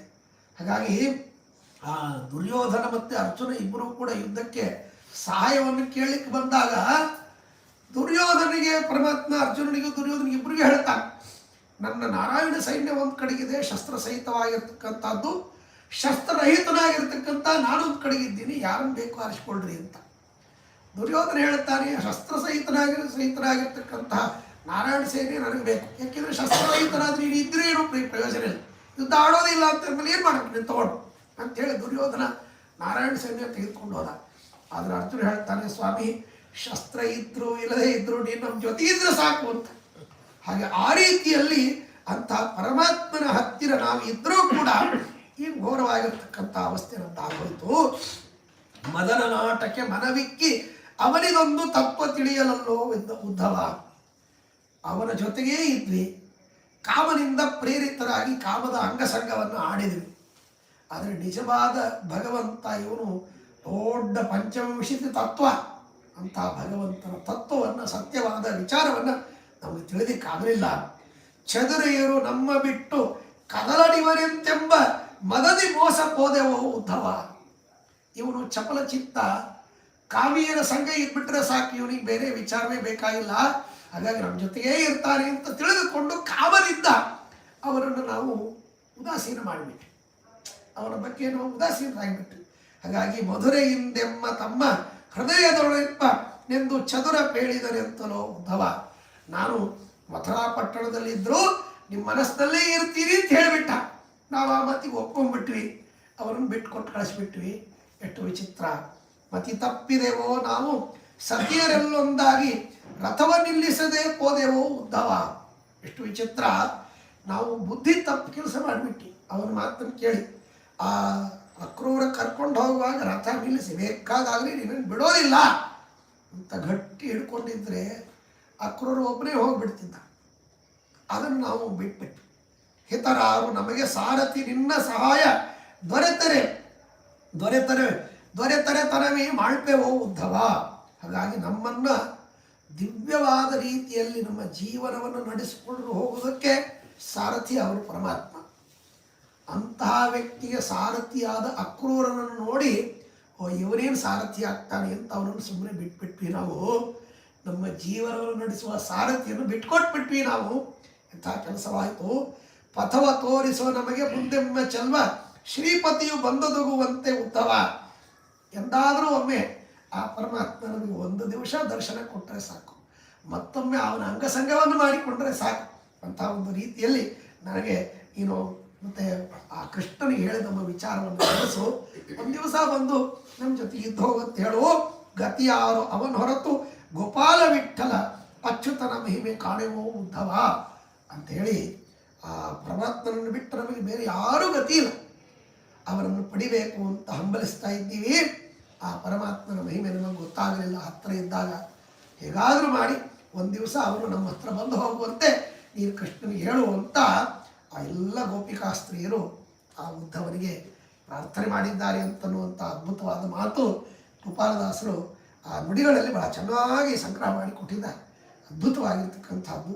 ಹೀಗೆ ಆ ರೀತಿಯಲ್ಲಿ ಅವರೆಲ್ಲ ಹೇಳಿದಾಗ ಅವರಿಗೆ ಪರಮಾತ್ಮ ಬರ್ತಾನೆ, ನಿಮ್ಮನ್ನು ಭೇಟಿ ಆಗ್ತಾನೆ, ನಿಮಗೆ ದರ್ಶನ ಕೊಡ್ತಾನೆ, ಇನ್ನೊಮ್ಮೆ ನಿಮಗೆ ಅಂಗಸಂಗವನ್ನು ಕೊಡ್ತಾನೆ, ಅವರನ್ನು ಸದಾ ಸ್ಮರಣೆ ಮಾಡುವವರಾಗಲಿ ಅಂತ ಉದ್ಧವ ಪರಮಾತ್ಮ ಹೇಳಿದ ಉಪದೇಶಗಳನ್ನು ಮಾಡಿ ಅವರಿಗೆ ಸಮಾಧಾನ ಮಾಡಿ ಅಲ್ಲಿಂದ ಹೊರಟಾದ ಮೇಲೆ ಈ ಕಡೆಗೆ ಕಂಸನ ಹೆಂಡತಿ ಅಸ್ಥಿ ಅಂತನ್ನುವಂಥವಳು, ಅಸ್ಥಿ ಪ್ರಾಸ್ತಿ ಅಂತ ಇಬ್ಬರು.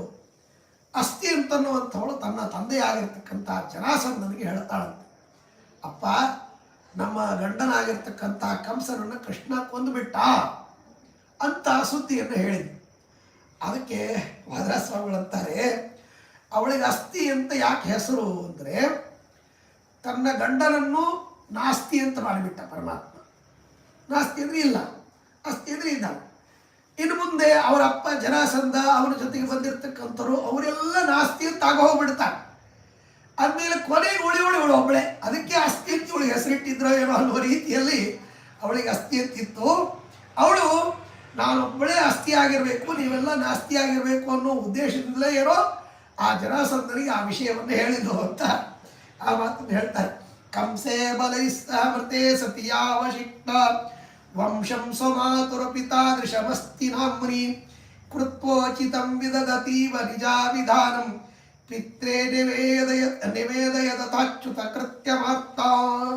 ಅವಳು ಹೇಳಿದಾಗ ಆ ಮಾತನ್ನು ಕೇಳಿ ಕಂಸ ತಾನು ಎಲ್ಲ ವಿಧವಾದ ಸೈನ್ಯವನ್ನು ತೆಗೆದುಕೊಂಡು ಅತ್ಯಂತ ಮದಾಂಧನಾಗಿ ಅದ್ಭುತವಾಗಿರ್ತಕ್ಕಂಥ ರೀತಿಯಲ್ಲಿ ತಾನು ಆ ಮಥುರಾ ಪಟ್ಟಣಕ್ಕೆ ತಾನು ದಿವ್ಯವಾಗಿರ್ತಕ್ಕಂಥ ರೀತಿಯಲ್ಲಿ ಸೈನ್ಯವನ್ನು ತೆಗೆದುಕೊಂಡು ಬಂದ.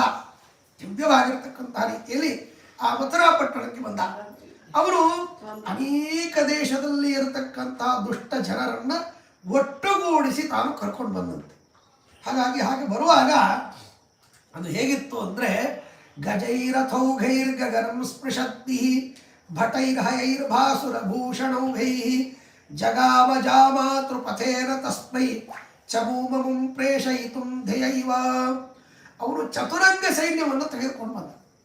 ಆನೆ, ರಥ, ಕುದುರೆ, ಕಾಲಾಳುಗಳು ಇವೆಲ್ಲ ಸೈನ್ಯವನ್ನು ತೆಗೆದುಕೊಂಡು ಬಂದಂತೆ. ಯಾಕೆ ತೆಗೆದುಕೊಂಡು ಬಂದ ಅಂದರೆ ಮುಂದೆ ಕೃಷ್ಣನ ಯುದ್ಧ ಆಡಿ ಇವರೆಲ್ಲ ಸತ್ತೋಗ್ತಾರೆ. ಸತ್ತೋದ ಮೇಲೆ ಅವರು ಯಮನ್ ಲೋಕಕ್ಕೆ ಹೋಗ್ತಾರೆ. ಆ ಕಂಸ ಒಬ್ಬರೇ ಹೋಗ್ತಾ ಇದ್ದಾನೆ. ಅವನು ಪಾಪ ಒಬ್ಬರೇ ಹೋಗಬಾರ್ದು, ಅವನ ಜೊತೆಗೆ ಇವೆಲ್ಲ ಸೈನ್ಯ ಹೋಗಬೇಕು ಅನ್ನೋದಕ್ಕಾಗಿ ಅವನಿಗೆ ಅಲ್ಲಿ ಮರ್ಯಾದೆ ಮಾಡೋದಕ್ಕಾಗಿ ಇಲ್ಲಿ ತೊಗೊಂಬಂದಂತೆ ಜರಾಸಂಧ.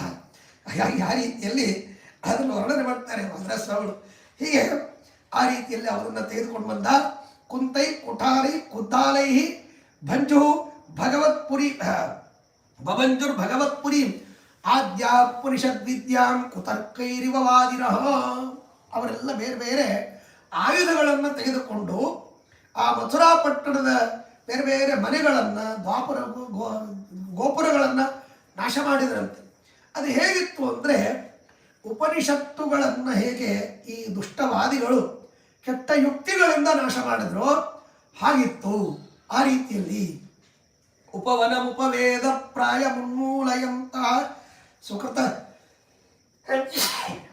ಸುಕೃತ ಸಮಮುದಾರಂ ದ್ವಾರಮಾರಾತ್ಮವಂಜೋ ಪ್ರತಿಭಯವರಶಕ್ಯ ದುರ್ಜಿತಾಧಾರಯುಕ್ತಾಃ ಖಲಮತ ಹೃತಚಿತ್ತ ದುಶ್ಚಮುರ್ಮಂತ್ರದೃಪ್ತಾಃ.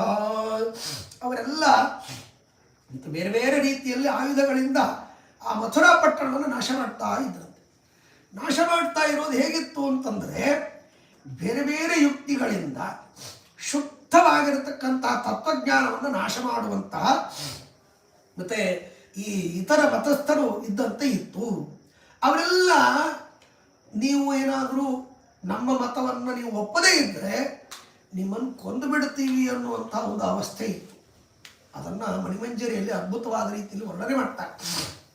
ಹಾಗಾಗಿ ನೀವೇನಾದರೂ ನಮ್ಮ ಮತವನ್ನು ಒಪ್ಪದೇ ಇದ್ದರೆ ನಿಮ್ಮನ್ನು ಕೊಂದೇ ಹಾಕಿ ಅನ್ನುವ ರೀತಿಯಲ್ಲಿ ಹೆದರಿಸಿ ಬದರಿಸಿ ತಮ್ಮ ಮತಗಳಲ್ಲಿ ಸೇರಿಸಿಕೊಳ್ತಾ ಇದ್ದಂತೆ, ಮತಾಂತರಗೊಳಿಸ್ತಾ ಇದ್ದರು. ಹೀಗಾಗಿ ಆಗಿನ ಕಾಲದ ಜನರು, ಶುದ್ಧ ವೈಷ್ಣವರು, ವಿಷ್ಣು ಭಕ್ತರು ಮನೆಯಲ್ಲಿ ಬೆಳಗ್ಗೆ ಬೇಗನೆ ಪೂಜೆ ಮಾಡಿಕೊಂಡು ಅಕ್ಷತೆ ಅಂಗಾರ ಹಚ್ಕೊಂಡು ಊಟ ಮಾಡಿಕೊಂಡು ಹೊರಗೆ ಬರುವಾಗ ಅಡ್ಡಪಟ್ಟಿ ಹಚ್ಕೊಳ್ತಾರೆ. ಇಷ್ಟು ಘೋರವಾಗಿರ್ತಕ್ಕಂತಹ ಕೃತ್ಯಗಳು ನಡೀತಾ ಇತ್ತು. ಹಾಗಾಗಿ ಅವರು ಹೇಗೆ ಮಾಡಿದ್ರು ಹಾಗೆ ಇವರು ಕೂಡ ನೀವು ನಮ್ಮ ಅನುಯಾಯಿಗಳಾಗದೇ ಇದ್ದರೆ ನಿಮ್ಮನ್ನು ಕೊಂದು ಹಾಕ್ತೇವೆ ಅನ್ನೋ ರೀತಿಯಲ್ಲಿ ಅಸ್ತ್ರಶಸ್ತ್ರಗಳಿಂದ ಅವನ್ನೆಲ್ಲ ಹೊಡಿತಾ ಬಂದರು. ಬಾಧ್ಯಾಂ ತಾಂ ಸಹ ನಿಶ್ಚಲಾರ್ಥನಿಕಲೈ ಕ್ರುದ್ಧಾಕಲಾ ನಿರ್ಗುಣಾಗಾರಾವಂತರೋ ವಿಧಾತು ಮಮತಾಂ ಯತ್ನಂ ವಿತೇರುಕ್ಕಿಲ ಕೃಷ್ಣೇನಾಪಿ ಸಮುಜ್ಜಿತಾಂ ಸಮೈನೋ ಯುಕ್ತ್ಯಾತ್ಮ ಪಕ್ಷಿಂಜಸ ಕೃತ್ವೈಕ್ಯಂ ಸಮಯೋಜಯಂ ಗತಭಯಾ ದುರ್ಭಾಷ್ಯ ಪುಂಜೈರಪಿ. ಹೀಗೆ ಅವರೆಲ್ಲ ಆ ರೀತಿಯಲ್ಲಿ ನಾಶ ಮಾಡ್ತಾ ಇರುವಾಗ ಕೃಷ್ಣನು ಕೂಡ ತಾನು ಸುಮ್ಮನೆ ಇರಲಿಲ್ಲ. ಹಾಗಾಗಿ ಅದ್ಭುತವಾದ ಯುಕ್ತಿಗಳಿಂದ ಹೇಗೆ ಶ್ರೀಮದಾಚಾರ್ಯ ಎಲ್ಲ ದುರ್ಮತಗಳನ್ನು ನಾಶ ಮಾಡಿದ್ರು, ಹಾಗೆ ತಮ್ಮ ಸೈನ್ಯದಿಂದ ಅವರೆಲ್ಲರನ್ನೂ ಕೂಡ ನಾಶ ಮಾಡಿ ಆ ದುರ್ಭಯವನ್ನು ಪರಿಹಾರ ಮಾಡಿದ ಪರಮಾತ್ಮ ಅದ್ಭುತವಾಗಿರ್ತಕ್ಕಂಥ ರೀತಿಯಲ್ಲಿ. ಹಾಗಾಗಿ ಕೃಷ್ಣೋಪಿ ಸ್ವಚಮೂಂ ಸುವರ್ಣ ಖಚಿತಾಂ ಕೃತ್ವಾ ಚತುರ್ಧಾ ಪ್ರಭು ತತ್ರಾಗ್ರಾಂ ಚತುರೋ ವಿಧಾಯ ನಗರಿ ರಕ್ಷಾರ್ಥಮೀಶೋದಿಶತ್ ಭಾಸ್ವತ್ ಸೂತ್ರ ಚಮೂಮಿವೋಪನಿಷದಾಂ ರಕ್ಷಾರ್ಥಮತ್ಯೂರ್ಜಿತಾಂ ಅಧ್ಯಾಯೈ ಸಹಿತಾಂ ಚತುರ್ಭಿರಮಲೈ ತನ್ಮಾನ ಪಾದೋಜ್ವಲೈ. ಬಹಳ ಅದ್ಭುತವಾದ ದೃಷ್ಟಾಂತವನ್ನು ಹೇಳ್ತಾರೆ ವಾದಿರಾಜಸ್ವಾಮಿ. ವೇದವ್ಯಾಸದೇವರು ಕುಯುಕ್ತಿಗಳಿಂದ ವೇದಾರ್ಥಗಳನ್ನು ತಪ್ಪು ಹೇಳುವಂತಹ ಮತಗಳನ್ನು ನಿರಾಕರಣೆ ಮಾಡುವುದಕ್ಕಾಗಿ ಬ್ರಹ್ಮಸೂತ್ರಗಳನ್ನು ರಚನೆ ಮಾಡಿದರು. ಆ ಬ್ರಹ್ಮಸೂತ್ರಗಳಲ್ಲಿ 4 ಅಧ್ಯಾಯಗಳು, ಒಂದೊಂದು ಅಧ್ಯಾಯಗಳಲ್ಲಿ 4 ಪಾದಗಳು. ಹಾಗೆ ಪರಮಾತ್ಮನೂ ಕೂಡ, ಕೃಷ್ಣನೂ ಕೂಡ 4 ದಿಕ್ಕುಗಳಲ್ಲಿ ತನ್ನ ಸೈನ್ಯವನ್ನು 4 ವಿಧವಾಗಿ ವಿಂಗಡಣೆ ಮಾಡಿದ. ಒಂದೊಂದು ದಿಕ್ಕಿನಲ್ಲಿ 4 ಚತುರಂಗ ಸೈನ್ಯ ಸಮೇತವಾಗಿ ತಾನು ರಕ್ಷಣೆ ಮಾಡುವುದಕ್ಕಾಗಿ ಇಟ್ಟ. ಹಾಗಾಗಿ 4 ದಿಕ್ಕುಗಳಲ್ಲಿ 4 ಚತುರಂಗ, 4 ಅಂಗಗಳಿಂದ ಸಹಿತವಾದ ಸೈನ್ಯವನ್ನು ಇಟ್ಟು ಆ ಮಥುರಾ ಪಟ್ಟಣವನ್ನು ಹೇಗೆ ರಕ್ಷಣೆ ಮಾಡಿದ್ನೋ ಹಾಗೆ ವೇದವ್ಯಾಸದೇವರು ಕೂಡ 4 ಅಧ್ಯಾಯಗಳಲ್ಲಿ 4 ಪಾದಗಳನ್ನು ರಚಿಸಿ ದುರ್ವಾದಗಳನ್ನು ನಾಶ ಮಾಡಿದರು. ಹೇಗೋ ಹಾಗೆ ಕೃಷ್ಣನು ಕೂಡ ಹಾಗೆ ಇಲ್ಲಿ ನಾಶ ಮಾಡಿದ ಅಂತ ಆ ದೃಷ್ಟಾಂತ ದಾಷ್ಟಾಂತಿಗಳನ್ನು ಎಷ್ಟು ಸೊಗಸಾಗಿ ಹೊಂದಿಸಿ ಹೇಳ್ತಾರೆ ವಾದಿರಾಜಸ್ವಾಮಿ. ಆಮೇಲೆ ಪಕ್ಷೀಂದ್ರಾಯತನ ಪರಸ್ಯ ವಸತಿ ವೃಷ್ಟಿ ಪ್ರಮೋದೋಭ್ಯಗಾತ್ ವಿಖ್ಯಾತಾಶ್ವ ಚತುಷ್ಟಯ ಕಿಲ ರಥೋ ವಿಭ್ರಾಜಮಾನಧ್ವಜ ಮಧ್ವಸ್ಯೇವ ಮನೋರಥೋ ನಿಗಮ ಸಂಬದ್ಧ ಖಗೇಂದ್ರಾವೃತೋ ವಿಷ್ಣೋರ್ಧಾಮ ತದಂಗ್ರಿಕೆ ತುನಿಲಯ ಸೂತ್ರೌಗ ಪುಷ್ಟಿಪ್ರದ. ಆ ಪರಮಾತ್ಮ ತಾನು ಅಪೇಕ್ಷೆ ಪಟ್ಟ ಕ್ಷಣ ಮೇಲಿನಿಂದ ರಥ ಬಂತಂತೆ. ಅದ್ಭುತವಾದ ರಥ, ಅದರಲ್ಲಿ 4 ಕುದುರೆಗಳು ಕಟ್ಟಿತ್ತು, ಗರುಡ ಧ್ವಜ, ಎಲ್ಲ ವಿಧವಾದ ಆಯುಧಗಳು ಅಲ್ಲಿ ಇರ್ತಕ್ಕಂಥದ್ದು. ಅದು ಅಲ್ಲಿಂದ ಬಂತು. ಅದು ಹೇಗಿತ್ತು ಅಂದರೆ ಶ್ರೀಮದಾಚಾರ್ಯರ ಮನೋರಥ ಇದ್ದಂತೆ ಇತ್ತು. ಅವರ ಮನೋರಥದಲ್ಲಿ ಹೇಗೆ ಗರುಡಧ್ವಜನಾಗಿರ್ತಕ್ಕಂಥ ಪರಮಾತ್ಮ ಯಾವಾಗಲೂ ಇರ್ತಾರೆ. ಹಾಗಾಗಿ ನಿರಂತರವಾಗಿ ಪರಮಾತ್ಮ ಆ ಶ್ರೀಮದಾಚಾರ್ಯ ಹೃದಯದಲ್ಲಿ ವಾಸ ಮಾಡ್ತಾನೆ. ಹಾಗಾಗಿ ಅಂಥ ಪರಮಾತ್ಮ ತಾನು ಹೇಗೆ ಮಧ್ವಾಚಾರ್ಯ ಹೃದಯದಲ್ಲಿ ವಾಸ ಮಾಡ್ತಾನೋ ಹಾಗೆ ಮಥುರಾ ಪಟ್ಟಣದಲ್ಲಿ ಆ ಗರುಡಧ್ವಜನಾಗಿ ತಾನು ವಾಸ ಮಾಡುವಂತೆ ಅದ್ಭುತವಾದ ರೀತಿಯಲ್ಲಿ ಶೋಭಿಸಿದ. ಆಮೇಲೆ ಕೌಮೋದಕಿ ಗದೆ ಬಂತ. ಆ ಗದೆ ಅದಕ್ಕೆ ವಾಯುದೇವರು ನಿಯಾಮಕ, ಕೌಮೋದಕಿ ಗದೆಗೆ. ಹಾಗಾಗಿ ಆ ಗದೆ ಇದು ಎಲ್ಲ ದುಷ್ಟರನ್ನು ನಾಶ ಮಾಡುವಂತಹದ್ದು, ಅದ್ಭುತವಾದ ಸಮರ್ಥವಾಗಿರ್ತಕ್ಕಂಥದ್ದು. ಹಾಗೆ ಇಲ್ಲಿ ಶ್ರೀಮದಾಚಾರ್ಯರು ಕೂಡ ತಮ್ಮ ವಾಕ್ ಅಂತನ್ನುವಂತಹ ಗದೆಯಿಂದ ಎಲ್ಲ ದುರ್ಮತಗಳನ್ನು ಭಂಜನೆ ಮಾಡುವಾಗ ಹೇಗೆ ಅದ್ಭುತವಾದ ಯುಕ್ತಿಗಳನ್ನು ತಾವು ಪಡೆದಿದ್ರೋ ಹಾಗೆ ಆ ಗದೆ ಕೌಮೋದಕಿ ಅಂತನ್ನುವಂತಹ ಗದೆ ಆ ಕೃಷ್ಣ ಪರಮಾತ್ಮನ ಹತ್ತಿರ ಬಂತು. ಆಮೇಲೆ ವ್ಯಕ್ತಾಭೇದ್ಯ ಸಹಸ್ರವಕ್ರ ರುಚಿರಂ ನಿತ್ಯಂ ಮುರಾರೇ ಪ್ರಿಯಂ ಮುಖ್ಯದ್ವಾರ ಮಹಿಷ ಮುಖ್ಯ ವಿಬುಧೈ ಗೀತಂ ತಮಿಸ್ರಾಪಹಂ. ಆಮೇಲೆ ದಿವ್ಯವಾದ ಕಂಠದಿಂದ ಏನು ಶ್ರೀಮದಾಚಾರ್ಯರು ಅದ್ಭುತವಾದ ಮತ್ತೆ ಮಾತುಗಳನ್ನು ಆಡ್ತಾ ಇದ್ರು, ಆ ರೀತಿಯಲ್ಲಿ ಧ್ವನಿಯನ್ನು ಮಾಡುವುದಕ್ಕಾಗಿ ಶಂಖ ಬಂತಂತೆ, ದಿವ್ಯವಾಗಿರ್ತಕ್ಕಂಥ ಪಾಂಚಜನ್ಯ ಶಂಖ. ಆಮೇಲೆ ಶ್ರೀಮದಾಚಾರ್ಯರ ಶಾಸ್ತ್ರ ಎಷ್ಟು ಅದ್ಭುತ ಅಂದರೆ ಅದನ್ನು ನಾವು ಎಷ್ಟು ಆಳಕ್ಕೆ ಹೋಗ್ತೀವೋ ಅಷ್ಟು ಆಳವಾದ ಅರ್ಥ ಅದರಲ್ಲಿ ತೋರ್ತಾ ಹೋಗುತ್ತೆ. ಹಾಗೆ ಇರ್ತಕ್ಕಂಥದ್ದು. ಹಾಗೆ ಅದು ಪರಮಾತ್ಮನಿಗೆ ಅತ್ಯಂತ ಅದ್ಭುತವಾಗಿರ್ತಕ್ಕಂಥದ್ದು, ಅದು ಮುಕ್ತಿಗೆ ಕಾರಣವಾಗಿರ್ತಕ್ಕಂಥದ್ದು. ಆ ರೀತಿಯಲ್ಲಿ ಪರಮಾತ್ಮನ ಸುದರ್ಶನ ಚಕ್ರವೂ ಕೂಡ ಅದ್ಭುತವಾದ ರೀತಿಯಲ್ಲಿ ಎಲ್ಲ ಕಡೆಗೆ ತನ್ನ ಕಾಂತಿಯನ್ನು ಬಿಟ್ಟು ಕತ್ತಲನ್ನು ನಾಶ ಮಾಡಿ ಎಲ್ಲಿ ಹೋದರೂ ಬೆಳಕು ಬರುವಂತೆ ವ್ಯವಸ್ಥಿತವಾಗಿ ಜ್ಞಾನ ಕೊಡುವಂತೆ ಆ ಚಕ್ರ ಸುದರ್ಶನ ಚಕ್ರ, ಅದಕ್ಕೆ ಹೆಸರೇ ಸುದರ್ಶನ ಅಂತ, ಎಲ್ಲವನ್ನು ಚೆನ್ನಾಗಿ ಕಾಣಿಸುವಂತೆ ಮಾಡುತ್ತೆ. ಹಾಗಾಗಿ ಆ ರೀತಿಯಲ್ಲಿ ಈ ಶ್ರೀಮದಾಚಾರ್ಯ ಶಾಸ್ತ್ರವು ಸುದರ್ಶನ, ಅದು ಎಲ್ಲ ತತ್ವಗಳನ್ನು ಚೆನ್ನಾಗಿ ಪ್ರಕಟ ಮಾಡುತ್ತೆ. ಹಾಗಾಗಿ ಆ ರೀತಿಯಲ್ಲಿ ಇರತಕ್ಕಂಥ ಸುದರ್ಶನ ಚಕ್ರ ಆ ಪರಮಾತ್ಮನ ಹತ್ತಿರ ಬಂತು.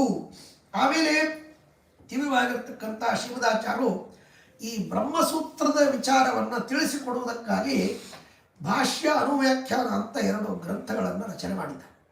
4 ಖರೆ ಅಣುಭಾಷ್ಯನೂ ಇದೆ ಮತ್ತು ವಿವರಣನೂ ಇದೆ, ಸೂತ್ರ ವಿವರಣ.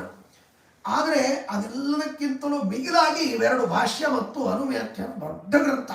ಅನುವ್ಯಾಖ್ಯಾನಕ್ಕೆ ಸುಧೆ ಅಂತನ್ನುವಂಥ ಶ್ರೀಮದಾಚಾರ್ಯ ಟೀಕಾಕೃತ್ಪಾದರು ಬರೆದಿರ್ತಕ್ಕಂಥದ್ದು. ಮತ್ತು ಭಾಷ್ಯಕ್ಕೆ ತತ್ವಪ್ರಕಾಶಿಕ ಅಂತನ್ನುವಂಥ ರೀತಿಯಲ್ಲಿ ವ್ಯಾಖ್ಯಾನ ಮಾಡಿದ್ದಾರೆ ಶ್ರೀಮದಾಚಾರ್ಯ ಟೀಕಾಕೃತ್ಪಾದರು. ಆ ಸೂತ್ರದ ಭಾಷ್ಯ ಮತ್ತು ಅನುವ್ಯಾಖ್ಯಾನಗಳು ಇವು ಎರಡು ಹೇಗೆ ಅದ್ಭುತವಾದ ರೀತಿಯಲ್ಲಿ ಸೂತ್ರದ ಅರ್ಥವನ್ನು ತಿಳಿಸಿಕೊಡ್ತವೋ, ಅದರೊಳಗೆ ಹಾಗೆ ಅದ್ಭುತವಾದ ವ್ಯಕ್ತಿಗಳು ತುಂಬಿವೆಯೋ, ಹಾಗೆ ಪರಮಾತ್ಮನಿಗೆ 2 ಬತ್ತಳಿಕೆಗಳು ಬಂದುವಂತೆ. ಅದ್ಭುತವಾಗಿರ್ತಕ್ಕಂತಹ ಬಾಣಗಳುಳ್ಳಂತಹ ಬತ್ತಳಿಕೆಗಳು ಅವುಗಳು ಬಂದವು ಅಂತ ಹೇಳ್ತಾರೆ, ಅದ್ಭುತವಾಗಿರ್ತಕ್ಕಂಥ ರೀತಿಯಲ್ಲಿ. ಆಮೇಲೆ ದಿವ್ಯವಾಗಿರ್ತಕ್ಕಂತಹ ಬಿಲ್ಲು, ಅದು ಭಾರಿ ಅದ್ಭುತವಾಗಿರ್ತಕ್ಕಂತಹ ಬಿಲ್ಲು, ಶಾರ್ಂಗಧನುಸ್ಸು ಅದು ಬಂತು ಅಂತ ಹೇಳ್ತಾರೆ. ಅದು ಹೇಗಿತ್ತು ಅಂತಂದರೆ ಸದ್ವಂಶ ಜಾತ, ವಂಶ ಅಂತನ್ನೋದಕ್ಕೆ ಬಿದಿರು ಅಂತ ಅರ್ಥ. ಅದಕ್ಕೆ ಬಿದಿರಹಳ್ಳಿ ಅಂತನ್ನೋದಕ್ಕೆ ವಂಶಪಲ್ಲಿ ಅಂತ ಕರೀತಾರೆ ಸಂಸ್ಕೃತದಲ್ಲಿ. ಬಿದಿರಹಳ್ಳಿ ಶ್ರೀನಿವಾಸ ತೀರ್ಥಾಚಾರ್ಯರಿಗೆ ವಂಶಪಲ್ಲಿ ಶ್ರೀನಿವಾಸ ತೀರ್ಥಾಚಾರ್ಯ, ವಂಶ ಅಂದರೆ ಬಿದಿರು ಅಂತ ಅರ್ಥ ಸಂಸ್ಕೃತದಲ್ಲಿ. ಹಾಗೆ ಸದ್ವಂಶ ಅಂದರೆ ಒಳ್ಳೆ ಬಿದಿರಿನಿಂದ ನಿರ್ಮಾಣವಾಗಿರ್ತಕ್ಕಂಥ ಬಿಲ್ಲು. ಹಾಗೆ ಸದ್ವಂಶ ಜಾತ ಅಂದರೆ ಒಳ್ಳೆ ವಂಶದಲ್ಲಿ ಹುಟ್ಟಿರ್ತಕ್ಕಂಥ ಶ್ರೀಮದಾಚಾರ್ಯ ಅಂತ ಅರ್ಥ. ಹಾಗಾಗಿ ಆ ರೀತಿಯಲ್ಲಿ ಆ ಬಿಲ್ಲು ಒಳ್ಳೆ ಮತ್ತೆ ಏನಪ್ಪ ಅಂದರೆ ಬಿದಿರಿನಿಂದ ಹುಟ್ಟಿದರೆ ಇವರು ಒಳ್ಳೆ ಕುಲದಲ್ಲಿ ಹುಟ್ಟಿರ್ತಕ್ಕಂಥವು. ಆ ಬಿಲ್ಲಿನಿಂದ ಬಾಣಗಳನ್ನು ಬಿಟ್ಟು ಹೇಗೆ ದುಷ್ಟರನ್ನು ನಾಶ ಮಾಡಬೇಕು, ಹಾಗೆ ಶ್ರೀಮದಾಚಾರ್ಯರು ಯುಕ್ತಿಗಳನ್ನು ಬಿಟ್ಟು ತಾವು ಯುಕ್ತಿಗಳನ್ನು ಬಾಣಗಳನ್ನು ಬಿಟ್ಟು ಎಲ್ಲ ಕುಮತಗಳನ್ನು ನಾಶ ಮಾಡುವಂತೆ ಇತ್ತು ಅಂತಂತಾರೆ. ಹೀಗೆ ಈ ರೀತಿಯಲ್ಲಿ ಆಮೇಲೆ ಪರಮಾತ್ಮನ ಖಡ್ಗ ಬಂತು. ಆ ಖಡ್ಗಕ್ಕೆ ನಂದಕ ಅಂತ ಹೆಸರು. ನಂದಕ ಅಂತ ಅದರ ಹೆಸರು. ಅದು ನಂದಕಾಂತಿ ಯಾಕೆ ಹೆಸರು ಅಂದರೆ ತನ್ನವರಿಗೆ ಆನಂದವನ್ನು ಕೊಡುತ್ತದೆ, ಪರರಿಗೆ ದುಃಖವನ್ನು ಕೊಡ್ತಕ್ಕಂಥದ್ದು.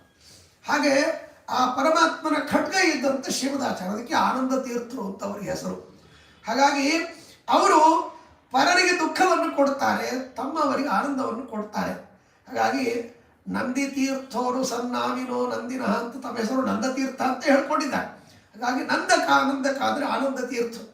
ಆ ಆನಂದ ತೀರ್ಥರನ್ನುವಂತಹ ಆ ದಿವ್ಯವಾದ ಖಡ್ಗ ಇದು ಶತ್ರುಗಳಿಗೆ ದುಃಖವನ್ನು ಕೊಡ್ತಕ್ಕಂಥದ್ದು, ತನ್ನವರಿಗೆ ಸುಖವನ್ನು ಕೊಡ್ತಕ್ಕಂಥದ್ದು. ಹಾಗಾಗಿ ಅದು ಸದ್ವಾದಿನಾಂ ಸಮಯ ಬುದ್ಧತ ಶತ್ರುವರ್ಗ ವಿಧ್ವಂಸನಂ ಸ್ವಜನ ಹರ್ಷಕರಂ ಯುಧೀವ. ಹಾಗಾಗಿ ಯಾರು ಶ್ರೀಮದಾಚಾರ್ಯರ ದಿವ್ಯವಾದ ಭಾಷ್ಯ ಅನುವ್ಯಾಖ್ಯಾನಗಳನ್ನು ಕೈಯಲ್ಲಿ ಹಿಡಿದುಕೊಂಡು ಹೋಗ್ತಾರೋ ಅವರಿಗೆ ಎಂದೆಂದಿಗೂ ಅಪಜಯಗಳಿಲ್ವೇ. ಹಾಗೆ ಅವರಿಗೆಲ್ಲ ಸಂತೋಷವನ್ನೇ ಕೊಡ್ತದೆ, ಜಯವನ್ನೇ ಕೊಡ್ತದೆ. ಜಯವಾದಾಗ ಸಂತೋಷ ಬರ್ತದೆ.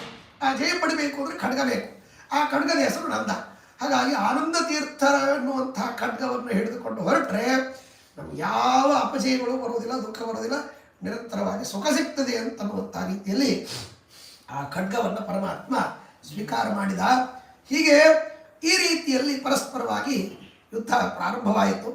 ವಾದಿ ಪ್ರತಿವಾದಿಗಳಲ್ಲಿ ಘೋರವಾಗಿರ್ತಕ್ಕಂತಹ ಮಾತಿನ ಚಕಮಕಿ, ಸಿದ್ಧಾಂತಗಳ ಮತ್ತು ಇವುಗಳನ್ನು ಹೇಳೋದು, ವಾದ ಪ್ರತಿವಾದಿಗಳು, ಹೀಗೆ ಅವೆಲ್ಲ ನಡೀತಾ ಇರುವಾಗ ಪ್ರತಿವಾದಿಗಳಿಗೆ ಹೇಗೆ ಮನಸ್ಸಿನಲ್ಲಿ ದುಃಖ ಆಗ್ತಾ ಹೋಯ್ತೋ ಹಾಗೆ ಶತ್ರುಗಳಿಗೆ ಪರಮಾತ್ಮ ದುಃಖ ಕೊಡ್ತಾ ಹೋದ. ವಾದಿಗಳಿಗೆ ಹೇಗೆ ಶ್ರೀಮದಾಚಾರ್ಯ ಯುಕ್ತಿಯಿಂದ ಸಂತೋಷ ಆಗ್ತಾ ಹೋಗಬೇಕೋ ಹಾಗೆ ಮಥುರಾ ಪಟ್ಟಣದಲ್ಲಿರ್ತಕ್ಕಂಥ ಎಲ್ಲ ವ್ಯಕ್ತಿಗಳಿಗೆ ಆನಂದವಾಗ್ತಾ ಹೋಯಿತು. ಹೀಗೆ ಕ್ರಮವಾಗಿ ಎಲ್ಲರನ್ನ ಸಂಹಾರ ಮಾಡಿದ್ದಾರೆ. ಆಪ್ಯಾಯಿತ ಅಖಿಲ ಮುರಾಂತಕ ಮುಖ್ಯವಾದ ಸಂಜಾತ ಶಂಕ ಮೊದಲ ಶ್ರುತಿ ರಮ್ಯ ಶಬ್ದೈ. ಹಾಗಾಗಿ ಸುದರ್ಶನ ಚಕ್ರ, ಕೌಮೋದಕಿ ಗದ, ನಂದಕಾಂತನುವಂಥ ಖಡ್ಗ, ಶಾರ್ಗ ಧನುಸ್ಸು, ಬತ್ತಳಿಕೆ ಇವೆಲ್ಲವುಗಳಿಂದ ಮತ್ತೇನಪ್ಪ ಅಂದರೆ ಯಾವ ರೀತಿಯಲ್ಲಿ 5 ಆಯುಧಗಳಿಂದ ಪರಮಾತ್ಮ ಯುದ್ಧ ಮಾಡಿದ್ದು, ಹಾಗೆ ಶ್ರೀಮದಾಚಾರ್ಯರು ಕೂಡ ಪಂಚಭೇದ ತಾರತಮ್ಯ ಅಂತನ್ನುವಂಥ 5 ಅದ್ಭುತವಾದ ಯುಕ್ತಿಗಳನ್ನು ಇಟ್ಕೊಂಡು ಎಲ್ಲ ದುರ್ಮತಗಳನ್ನು ಭಂಜನೆ ಮಾಡಿದಂತೆ ಇತ್ತು ಅಂತನ್ನುವಂಥ ಮಾತನ್ನು ಹೇಳ್ತಾರೆ. ಹೀಗೆ ದಿವ್ಯವಾಗಿರ್ತಕ್ಕಂಥದ್ದು. ಹಾಗಾಗಿ ಏಕೋಪಿ ನಾನಾ ವದನೈ ಸಮಂತ ಯುದ್ಧನ್ನಸೌ ಮಧ್ವೈವಾಸ್ತಿ ಬಾಣ. ಶ್ರೀಮದಾಚಾರ್ಯರು ಒಂದು ಯುಕ್ತಿಯನ್ನಾಡಿದರೆ, ಒಂದು ಮಾತನ್ನಾಡಿದರೆ ಅದಕ್ಕೆ ಅನೇಕ ಅರ್ಥಗಳು, ಅನೇಕ ರೀತಿಯಲ್ಲಿ ಅದನ್ನು ಮತ್ತೆ ಸಮನ್ವಯಿಸುವಂತಹ ಅದ್ಭುತವಾದ ಅವರ ವಾಕ್ಯಾರ್ಥ ಕೌಶಲ. ಹಾಗಾಗಿ ಒಂದು ವಾಕ್ಯ ಅನೇಕ ಮತಗಳನ್ನು ನಿರಾಕರಣೆ ಮಾಡ್ತಾರೆ. ಟೀಕಾಕೃತ್ಪಾದರು ಅದನ್ನು ಸುದೆಯಲ್ಲಿ ಅದ್ಭುತವಾದ ರೀತಿಯಲ್ಲಿ ತೋರಿಸಿದ್ದಾರೆ. ಒಂದು ಶಬ್ದವನ್ನು ಇಟ್ಕೊಂಡು, ಒಂದು ವಾಕ್ಯವನ್ನು ಇಟ್ಕೊಂಡು 21 ರೀತಿಯಲ್ಲಿ ಅದನ್ನು ಖಂಡನೆ ಮಾಡ್ತಾರೆ. ವಾಕ್ಯಗಳನ್ನು ಇಟ್ಕೊಂಡು ಶ್ರೀಮದಾಚಾರ್ಯ ಸಿದ್ಧಾಂತ ಎಷ್ಟು ಗಟ್ಟಿ ಅಂತ ಅನ್ನೋದನ್ನು ತೋರಿಸಿಕೊಡ್ತಾರೆ. ಹಾಗೆ ಆ ರೀತಿಯಲ್ಲಿ ಆ ಪರಮಾತ್ಮನ ಒಂದು ಬಾಣ ಇದು ಎಲ್ಲ ಕಡೆಗೆ ಹೋಗಿ ಎಲ್ಲ ವಿಧವಾಗಿರ್ತಕ್ಕಂತಹ ದುಷ್ಟರನ್ನ ಸಂಹಾರ ಮಾಡ್ತಕ್ಕಂಥದ್ದಾಗಿತ್ತು. ನೋಡ್ರಿ ಹೇಗಿದೆ, ಬಾಣ ಒಂದು, ಬಿಲ್ಲು ಒಂದು, ಹಾಗೆ ಶ್ರೀಮದಾಚಾರ್ಯರ ಮಾತು ಒಂದು, ಯುಕ್ತಿ ಒಂದು, ಅದ್ಭುತವಾಗಿರ್ತಕ್ಕಂಥದ್ದು. ಇದು ಎಲ್ಲ ಕಡೆಗೆ ಇರತಕ್ಕಂತಹ ದುಷ್ಟರನ್ನ ಬಾಣ ಹೇಗೆ ಸಂಹಾರ ಮಾಡಬೇಕು, ಹಾಗೆ ಒಂದು ಯುಕ್ತಿ ಅನೇಕ ಮತಗಳನ್ನು ನಿರಾಕರಣೆ ಮಾಡತಕ್ಕಂಥದ್ದು ಅನ್ನುವಂಥ ರೀತಿಯಲ್ಲಿ ಇರ್ತಕ್ಕಂಥದ್ದು. ಅಯಸ್ಥಿರಾಪ್ತ್ಯಾರಿ ಭಟೈರ ಸಹ್ಯ ಸುವರ್ಣ ಶೋಭಿ ಶುಭವಂಶ ಜನ್ಮ ದಿಗಷ್ಟಕ ವ್ಯಾಪ್ತ ತನುಸ್ಸಮಂತ ಜಿಗಾಯ ಮಾಯಾವಿ ನಿಕಾಯ ಮಾಜೋ. ಅದು ಹೇಗಿರ್ತದೆ ಬಾಣ ಅಂದರೆ ಬಿದಿರು ಕಡ್ಡಿಯಿಂದ ಮಾಡಿರ್ತಾರೆ, ಮುಂದೆ ಕಬ್ಬಿಣವನ್ನು ಹಾಕಿರ್ತಾರೆ, ಮೇಲೆ ಬಂಗಾರ ಇರ್ತದೆ, ಬಂಗಾರದ ಕವಚ ಇತ್ಯಾದಿಗಳನ್ನು ಹಾಕಿ ಒಳ್ಳೆ ರೀತಿಯಿಂದ ಆ ಬಾಣವನ್ನು ಸಿದ್ಧ ಮಾಡಿರ್ತಾರೆ. ಹಾಗೆ ಶ್ರೀಮದಾಚಾರ್ಯರ ಯುಕ್ತಿಗಳು ಕೂಡ ಅದ್ಭುತವಾಗಿರ್ತಕ್ಕಂತಹ ಕಬ್ಬಿಣದಂತೆ ಕಠಿಣವಾದ, ಯಾರು ಆ ಯುಕ್ತಿಗಳನ್ನು ಅಲುಗಾಡಿಸ್ಲಿಕ್ಕಾಗುವುದಿಲ್ಲ, ಅದನ್ನು ಖಂಡನೆ ಮಾಡಲಿಕ್ಕಾಗುವುದಿಲ್ಲ, ಅಷ್ಟು ಅದ್ಭುತವಾಗಿರತಕ್ಕಂತಹ ಕಬ್ಬಿಣದ ಮುಖವನ್ನು ಹೊಂದಿ ಮೇಲೆ ಅದ್ಭುತವಾದ ಬಂಗಾರದ ಹೊಳಪಿನಂತೆ ಕವಚದಂತೆ ಇರತಕ್ಕಂತಹ ದಿವ್ಯವಾದ ವಿಚಾರಗಳನ್ನು ಹೊಂದಿರತಕ್ಕಂತಹ ಯುಕ್ತಿಗಳು ಆ ಬಾಣದಂತೆ ಇರತಕ್ಕಂಥವುಗಳು. ಹಾಗೆ ಪರಮಾತ್ಮ ಬಿಟ್ಟ ಬಾಣ ಯುಕ್ತಿಗಳಂತೆ ಎಲ್ಲ ವಿಧವಾದ ವಿಚಾರಗಳನ್ನು ನಾಶ ಮಾಡಿ ಅನೇಕ ಮತಗಳನ್ನು ನಿರಾಕರಣೆ ಮಾಡಿ ಸದ್ಸಿದ್ಧಾಂತವನ್ನು ಸ್ಥಾಪನೆ ಮಾಡುವಂತಹ ರೀತಿಯಲ್ಲಿ ಇತ್ತು ಅಂತನ್ನುವಂಥ ಮಾತನ್ನು ಹೇಳ್ತಾರೆ.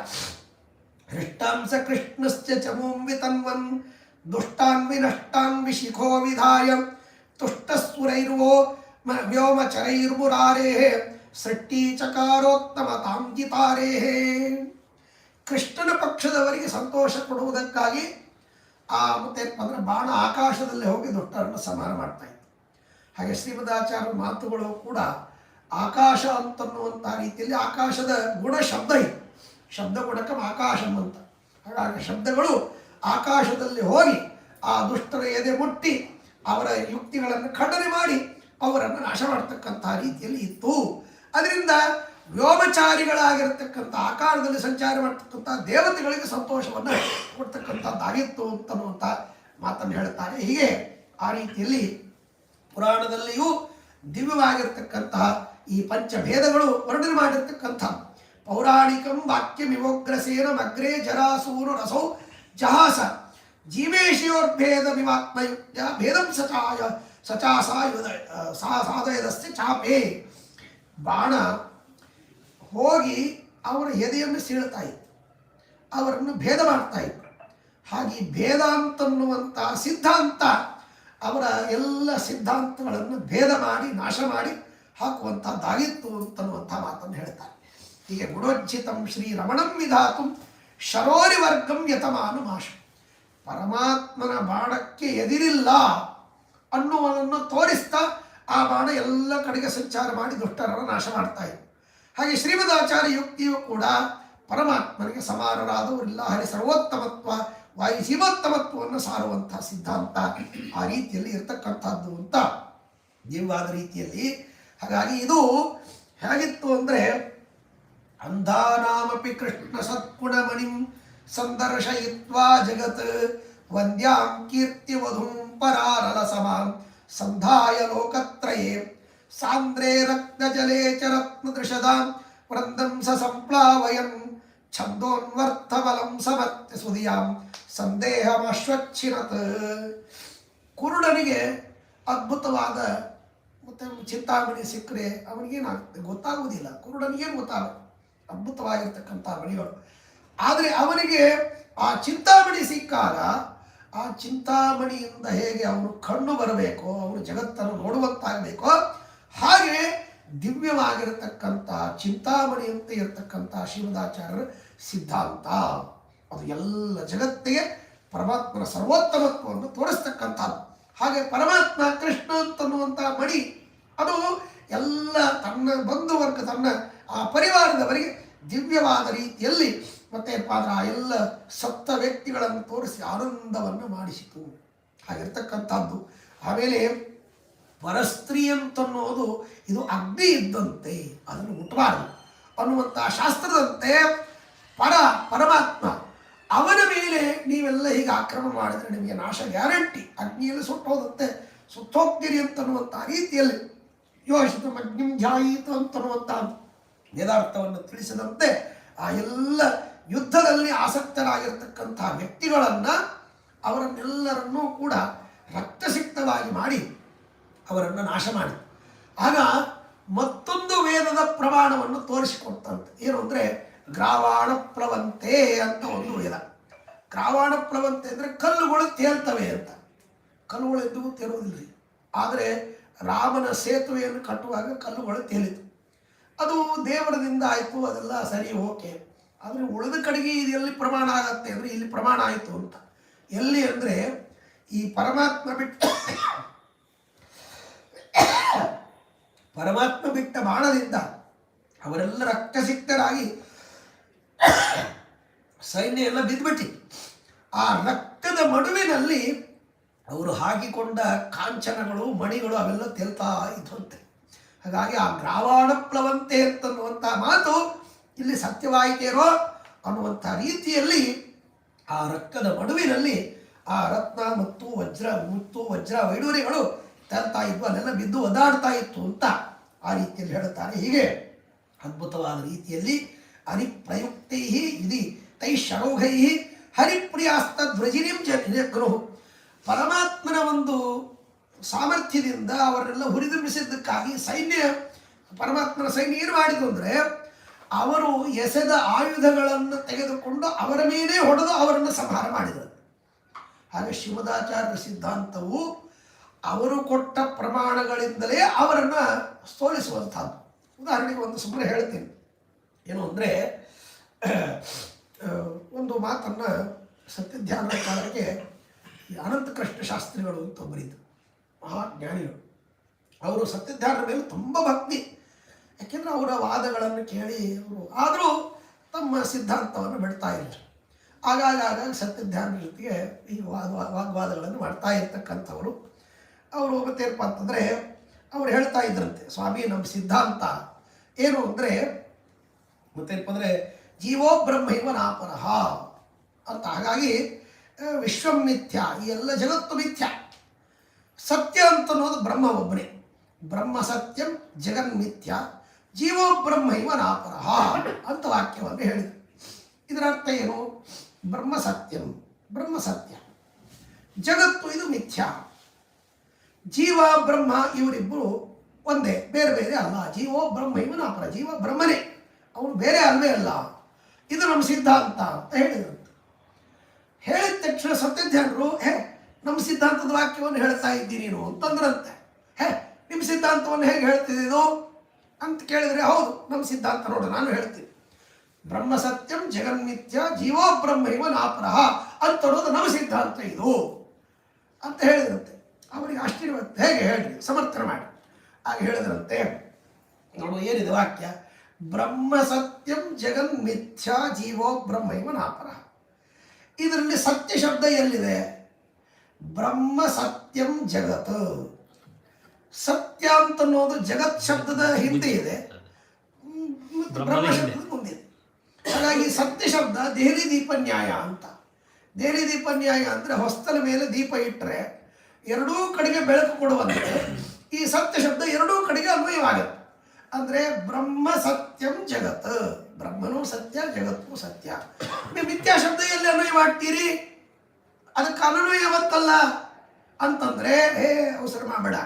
ಮಿಥ್ಯಾ ಅಂತ ಅನ್ನೋದು ಎಲ್ಲಿ ಅನ್ವಯವಾಗುತ್ತೆ ಅಂದರೆ ಜೀವೋ ಬ್ರಹ್ಮೈವ ನಾಪರ ಇತಿ ಮಿಥ್ಯಾ. ಜೀವ ಬ್ರಹ್ಮನೇ, ಅವನು ಜೀವ ಬ್ರಹ್ಮನಿಂದ ಬೇರೆ ಅಲ್ಲ ಅನ್ನೋ ಮಾತು ಇದು ಮಿಥ್ಯಾ, ಸುಳ್ಳು ಅಂತ ಅವರು ಕೊಟ್ಟ ವಾಕ್ಯದಿಂದಲೇ ಮತ್ತೆ ಜೀವಬ್ರಹ್ಮರು ಒಂದೇ ಅನ್ನುವಂಥ ಮಾತು ಸುಳ್ಳು, ಜಗತ್ತು ಪರಮಾತ್ಮ ಸತ್ಯ ಅನ್ನುವ ಸಿದ್ಧಾಂತವನ್ನು ಅವರ ಮಾತಿನಿಂದಲೇ ಸಮರ್ಥನೆ ಮಾಡಿ ತೋರಿಸಿದಂಥ. ಹಾಗೆ ಅವರ ಆಯುಧಗಳಿಂದಲೇ ಅವರನ್ನು ಸಂಹಾರ ಮಾಡಿದರು ಕೃಷ್ಣನ ಸೈನಿಕರು ಅಂತನ್ನುವಂಥ ಮಾತನ್ನು ಹೇಳ್ತಾರೆ. ಹಾಗಾಗಿ ಆ ರೀತಿಯಲ್ಲಿ ಸ್ವಪಕ್ಷ ಮಾಸ್ತಪ್ಯ ಪರೋಕ್ತ ವಾಕ್ಯ ವಿಪಕ್ಷ ಪಕ್ಷಾರಿವ ಮಧ್ವ ಶಿಷ್ಯ, ಅವರ ಮಾತುಗಳಿಂದಲೇ ಅವರನ್ನು ಸೋಲಿಸುವಂತೆ. ಎಷ್ಟು ವಿಚಿತ್ರ. ಹಾಗಾಗಿ ಸತ್ಯಧ್ಯಾನರು ಆಶ್ರಮವನ್ನು ತೆಗೆದುಕೊಂಡು ಮೊದಲನೇ ಚಾತುರ್ಮಾಸ್ಯ ಕಾಶಿಯಲ್ಲಿ ಮಾಡಿದರು. ಕಾಶಿಯಲ್ಲಿ ಮಾಡಿ ದೊಡ್ಡ ಒಂದು ಬೋರ್ಡ್ ಹಾಕಿಸಿದ್ರು. ಏನು ಅಂದರೆ, ಯಾರೇ ಬಂದು ಶಂಕರಾಚಾರ್ಯರ ಮಾತುಗಳಿಂದ ನಾವು ಶ್ರೀಮದಾಚಾರ್ಯ ಸಿದ್ಧಾಂತವನ್ನು ಸ್ಥಾಪನೆ ಮಾಡ್ತೀವಿ, ನೀವು ಶಂಕರಾಚಾರ್ಯರ ಮಾತುಗಳಿಂದ ಶ್ರೀಮದಾಚಾರ್ಯ ಸಿದ್ಧಾಂತ ಸಿದ್ಧವಾಗುವುದಿಲ್ಲ ಅಂತ ನೀವು ವಾದ ಮಾಡಿ, ನೀವು ಅದನ್ನು ಮಾಡಿಕೊಟ್ರೆ, ನೀವು ಅದನ್ನು ಸಮರ್ಥನೆ ಮಾಡಿದರೆ ನಮ್ಮಲ್ಲಿ ಇರತಕ್ಕಂತಹ 28 ಪ್ರತಿಭೆಗಳನ್ನು ಬಿಟ್ಟು ನಮ್ಮೆಲ್ಲ ಐಶ್ವರ್ಯವನ್ನು ನಿಮಗೆ ದಾರಿ ಎರೆದು ಕೊಡ್ತೇವೆ ಅಂತ ಹೇಳಿ ಡಂಗುರ ಸಾರಿಸಿ ಬೋರ್ಡ್ ಹಾಕಿ ಚಾತುರ್ಮಾಸ್ಯ ಮಾಡಿದರು. ಹೀಗೆ ಬಂದವರೆಲ್ಲ ಸೋತು ಹೋಗ್ತಾರೆ. ಕೇವಲ ಶಂಕರಾಚಾರ್ಯ ಮಾತು, ಭಾಷ್ಯ ಇವೆಲ್ಲ ಬೇಡ, ಶಂಕರಾಚಾರ್ಯ ಮಾತಿನಿಂದ ಎಂದೆಂದಿಗೂ ಕೂಡ ಅದ್ವೈತ ಸಿದ್ಧಾಂತ ಸಿದ್ಧವಾಗುವುದಿಲ್ಲ ಅನ್ನೋದನ್ನು ತೋರಿಸಿಕೊಟ್ಟ ಮಹಾಮಹಿಮರು ಸತ್ಯಧ್ಯಾನ ತೀರ್ಥರು. ಹಾಗೆ ಸತ್ಯಧ್ಯಾನರೇ ಹೀಗೂ ಅಂದರೆ ಅವರು ಅಭಿನವ ಆನಂದ ತೀರ್ಥರು, ನಿಜವಾದ ಆನಂದ ತೀರ್ಥರು ಹೇಗಿದ್ದರು. ಹಾಗಾಗಿ ಅಷ್ಟು ಅದ್ಭುತವಾದ ರೀತಿಯಲ್ಲಿ ಅವರ ಮಾತುಗಳಿಂದಲೇ ಅವರ ಸಿದ್ಧಾಂತವನ್ನು ದೂಷಣೆ ಮಾಡುವ ರೀತಿಯಲ್ಲಿ ಅವರ ಆಯುಧಗಳನ್ನೇ ತೆಗೆದುಕೊಂಡು ಅವರನ್ನು ಕೃಷ್ಣನ ಸೈನಿಕರು ಸಂಹಾರ ಮಾಡಿದರು ಅಂತನ್ನುವಂಥ ಮಾತನ್ನು ಹೇಳ್ತಾರೆ. ಪ್ರಾಣಾಯೋಗ ಪಲಾಯನ ಪ್ರಪತನ ಘಾತಾರ್ಥಿ ನಿತ್ತವ್ಯಯ ಸ್ವೇದಾಸ್ತ್ರೋದಯನ ವಕ್ತನೈಲ್ಯ ಭಯ ದುಷ್ಕೀರ್ತ್ಯಾದಿ ವಿಶ್ವಂ ಯುಧಿ ಸತ್ಯಂ ಶತ್ರುಚಯೇಷು ಚಕ್ರುರಖಿಲಂ ಯದ್ಬ್ರಹ್ಮ ಸಾಕ್ಷಾತ್ಕೃತೇ ಲಬ್ಧಂ ತದ್ವಿಪರೀತಮಾತ್ಮಸುತತಃ ಸಿದ್ಧಂ ಮುರಾರಿರ್ಭಟಾಃ. ಹಾಗಾಗಿ ಶ್ರೀಮದಾಚಾರ್ಯರು ವಾದ ಹಾಕುವಾಗ ಮೊಟ್ಟ ಮೊದಲಿಗೆ ಬುದ್ಧಿಸಾಗರ, ಆಮೇಲೆ ವಾದಿಸಿಂಹ ಅಂತನ್ನುವಂಥ ಇಬ್ಬರು ಬಂದಿರುತ್ತೆ. ಅಚ್ಯುತ ಪ್ರೇಕ್ಷಾಚಾರ್ಯರ ಮಠಕ್ಕೆ ಬಂದು ಅನೇಕ ಕಡೆಗೆ ವಾದ ಹಾಕಿ ಜಯಪತ್ರಗಳನ್ನು ತೆಗೆದುಕೊಂಡು ಬಂದಿದ್ದರು. ಅವರ ಜೊತೆಗೆ ವಾದ ಹಾಕಬೇಕು ಅಂತ ಬಂದಾಗ ಶ್ರೀಮದಾಚಾರ್ಯನ ಕರೆಸಿ ವಾದ ಹಾಕಿಸಿದರು. ವಾದ ಹಾಕಿದರೆ ಅನೇಕ ದಿನಗಳವರೆಗೆ ವಾದ ವಿವಾದಗಳು ನಡೀತು. ನಡೆದ ಮೇಲೆ ಕೊನೆಗೆ ಅವರಿಬ್ಬರು ವಿಚಾರ ಮಾಡಿದರು, ಇನ್ನು ಇವರಿಂದ ನಾವು ಗೆಲ್ಲಕ್ಕೆ ಸಾಧ್ಯ ಇಲ್ಲ ಅಂತ ತಿಳಿದುಕೊಂಡು ವಿಚಾರಗಳನ್ನು ನಡೀತಾ ಇರುವಾಗ ಇಲ್ಲ ಇದ್ರ ವಿಷಯವನ್ನು ನಾಳೆಗೆ ಮಾತಾಡೋಣ, ಇವತ್ತು ಸಾಕು ಅಂತೇಳಿ ಮುಗಿಸಿಬಿಟ್ಟು. ಸರಿ, ನಾಳೆಗೆ ಎಲ್ಲ ಜನರಿಗೆ ಖಚಿತವಾಗಿ ಬಿಟ್ಟಿತ್ತು. ಅಷ್ಟು ದಿನಗಳ ವಾದ ವಿವಾದಗಳನ್ನು ಕೇಳಿ ಇನ್ನೇನು ಇವರು ಮತ್ತು ಬೋಧೋತ್ಸವ ಪ್ರಸಂಗ ಬಂದು ನಮ್ಮ ಆನಂದ ತೀರ್ಥರು ಗೆಲ್ತಾರೆ, ಪೂರ್ಣ ಪ್ರಜ್ಞಾಚಾರ್ಯರು ತಾವು ಪೂರ್ಣ ಪ್ರಜ್ಞರು ಅಂತ ಹೆಸರಿಟ್ಟಿದ್ರು. ಇನ್ನು ಗೆಲ್ತಾರೆ, ಚಿಂತೆ ಇಲ್ಲ ಅಂಥೇಳಿ ಎಲ್ಲರಿಗೂ ಸಂತೋಷವಾಗಿತ್ತು. ರಾತ್ರಿ ಅವರು ಪಲಾಯನ ಮಾಡಿಬಿಟ್ರಂತೆ. ಅವರಿಬ್ಬರು ಬುದ್ಧಿಸಾಗರ ವಾದಿಸಿಂಹ ಅಂತನ್ನುವಂಥ ವ್ಯಕ್ತಿಗಳು ಪಲಾಯನ ಮಾಡಿಬಿಟ್ರಂತೆ. ಹಾಗೆ ಆ ಸಿದ್ಧಾಂತದ ಯುಕ್ತಿಗಳಂತೆ ಇಲ್ಲಿಯೂ ಕೂಡ ಇವರ ಆಯುಧಗಳ ಒಂದು ಇದರಿಂದಾಗಿ ಪ್ರಹಾರದಿಂದಾಗಿ ಅನೇಕ ಜನ ಪಲಾಯನ ಮಾಡಿಬಿಟ್ರು. ಆಮೇಲೆ ಅವರಿಗೆ ಮೈಯಲ್ಲೆಲ್ಲ ಬೆವರು, ಆಮೇಲೆ ಮತ್ತೆ ಅಂದರೆ ಈ ರೀತಿಯಲ್ಲಿ ಮೈ ಬೀಳ್ಬೋದು ಇತ್ಯಾದಿಗಳೆಲ್ಲ ಆಗಿ ಶತ್ರುಗಳೆಲ್ಲ ಓಡೋಗ್ಬಿಟ್ರು. ಹಾಗೆ ಆ ರೀತಿಯಲ್ಲಿ ಇವರು ಕೂಡ ಆ ಕೃಷ್ಣನ ಸೈನಿಕರಿಂದ ಮತ್ತು ಜೀವ ಭಯದಿಂದ ಓಡಿ ಹೋಗಿಬಿಟ್ರು. ಎಲ್ಲ ಸೈನ್ಯ ಹೋಗ್ಬಿಡ್ತು. ಹೇಗೆ ಆ ಶ್ರೀಮದಾಚಾರ್ಯರ ಸಿದ್ಧಾಂತವನ್ನು ಅನುಸರಿಸಿದ ಅವರ ಸಿದ್ಧಾಂತಿಗಳಿಗೆ ಹೇಗೆ ಜಯ ಸಿಗಬೇಕೋ ಹಾಗೆ ಈ ಕೃಷ್ಣನ ಸೈನಿಕರಿಗೆ ಅದ್ಭುತವಾಗಿರ್ತಕ್ಕಂಥ ಜಯ ಪ್ರಾಪ್ತಿಯಾಯಿತು ಅಂತನ್ನುವಂಥ ಮಾತನ್ನು ತಿಳಿಸಿಕೊಡ್ತಾರೆ. ದಿವ್ಯವಾಗಿರ್ತಕ್ಕಂಥ ರೀತಿಯಲ್ಲಿ ಅನೇಕ ರೀತಿಯಲ್ಲಿ ವಾದರಾಜ ಸ್ವಾಮಿಗಳ ಆ ದಿವ್ಯವಾದ ಮೇಲನಗಳು, ಆ ದೃಷ್ಟಾಂತಗಳು ಒಂದೇ ವಾಕ್ಯದಲ್ಲಿ ಎರಡೆರಡು ಅರ್ಥಗಳನ್ನು ಬರುವಂತೆ ತಿಳಿಸೋದು ಇದು ಅದ್ಭುತವಾದ ಕೌಶಲ. ಹಾಗಾಗಿ ಅದನ್ನು ಯಥಾಮತಿಯಾಗಿ ಇಲ್ಲಿ ವರ್ಣನೆ ಮಾಡಲಿಕ್ಕೆ ಪ್ರಯತ್ನ ಮಾಡಿದ್ದೇನೆ. ಇನ್ನೂ ಅದ್ಭುತವಾಗಿರ್ತಕ್ಕಂಥದ್ದು ವಾದಿರಾಜ ತೀರ್ಥ ಶ್ರೀಪಾದಂಗಳವರ ಕೌಶಲವನ್ನು ನಾವು ನೋಡ್ತಾ ಇದ್ದರೆ ಆಶ್ಚರ್ಯ ದಿವ್ಯವಾಗಿರ್ತಕ್ಕಂಥ ಮಾತುಗಳಲ್ಲಿ ಅವ್ರು ಹೀಗೇ ಮಾತಾಡ್ತಾ ಇದ್ರಂತೆ. ಅವರ ಜೀವನವನ್ನು ನೆನೆಸಿಕೊಂಡ್ರೆ ಮೈ ರೋಮಾಂಚನವಾಗುತ್ತೆ. ಮಾತೆತ್ತಿದರೆ ಕುಯುಕ್ತಿಗಳನ್ನು ಖಂಡನ ಮಾಡೋದು, ಒಳ್ಳೆ ಸರಸವಾಗಿಯೇ ಸಾಮಾನ್ಯವಾಗಿ ಮಾತಾಡ್ತಾ ಇದ್ರು. ಅಷ್ಟು ಅದ್ಭುತವಾಗಿರ್ತಕ್ಕಂಥ ಒಂದು ವಾದ ಕೌಶಲ ಅವರಲ್ಲಿತ್ತು ಅಂತನ್ನುವುದನ್ನು ನಾವು ಕಾಣಬಹುದು. ಅಂತಹ ಜ್ಞಾನಿಗಳ ಈ ವಿಚಾರವನ್ನು ಇವತ್ತಿಗೆ 13 ಸರ್ಗ ಇಲ್ಲಿಗೆ ಮುಕ್ತಾಯವಾಗಿದೆ. ಇಂಥ ದಿವ್ಯವಾದ ವಿಚಾರವನ್ನು ಯಥಾರ್ಥಕ್ಕಂಥದ್ದು. ಇದರ ದೋಷಗಳಿದ್ದರೆ ನಮ್ಮದು, ಗುಣಗಳಿದ್ದರೆ ಗುರುಗಳು ಅಂತ ಹೇಳ್ತಾ ಅಸ್ಮತ್ ಗುರು ಅಂತರ್ಗತ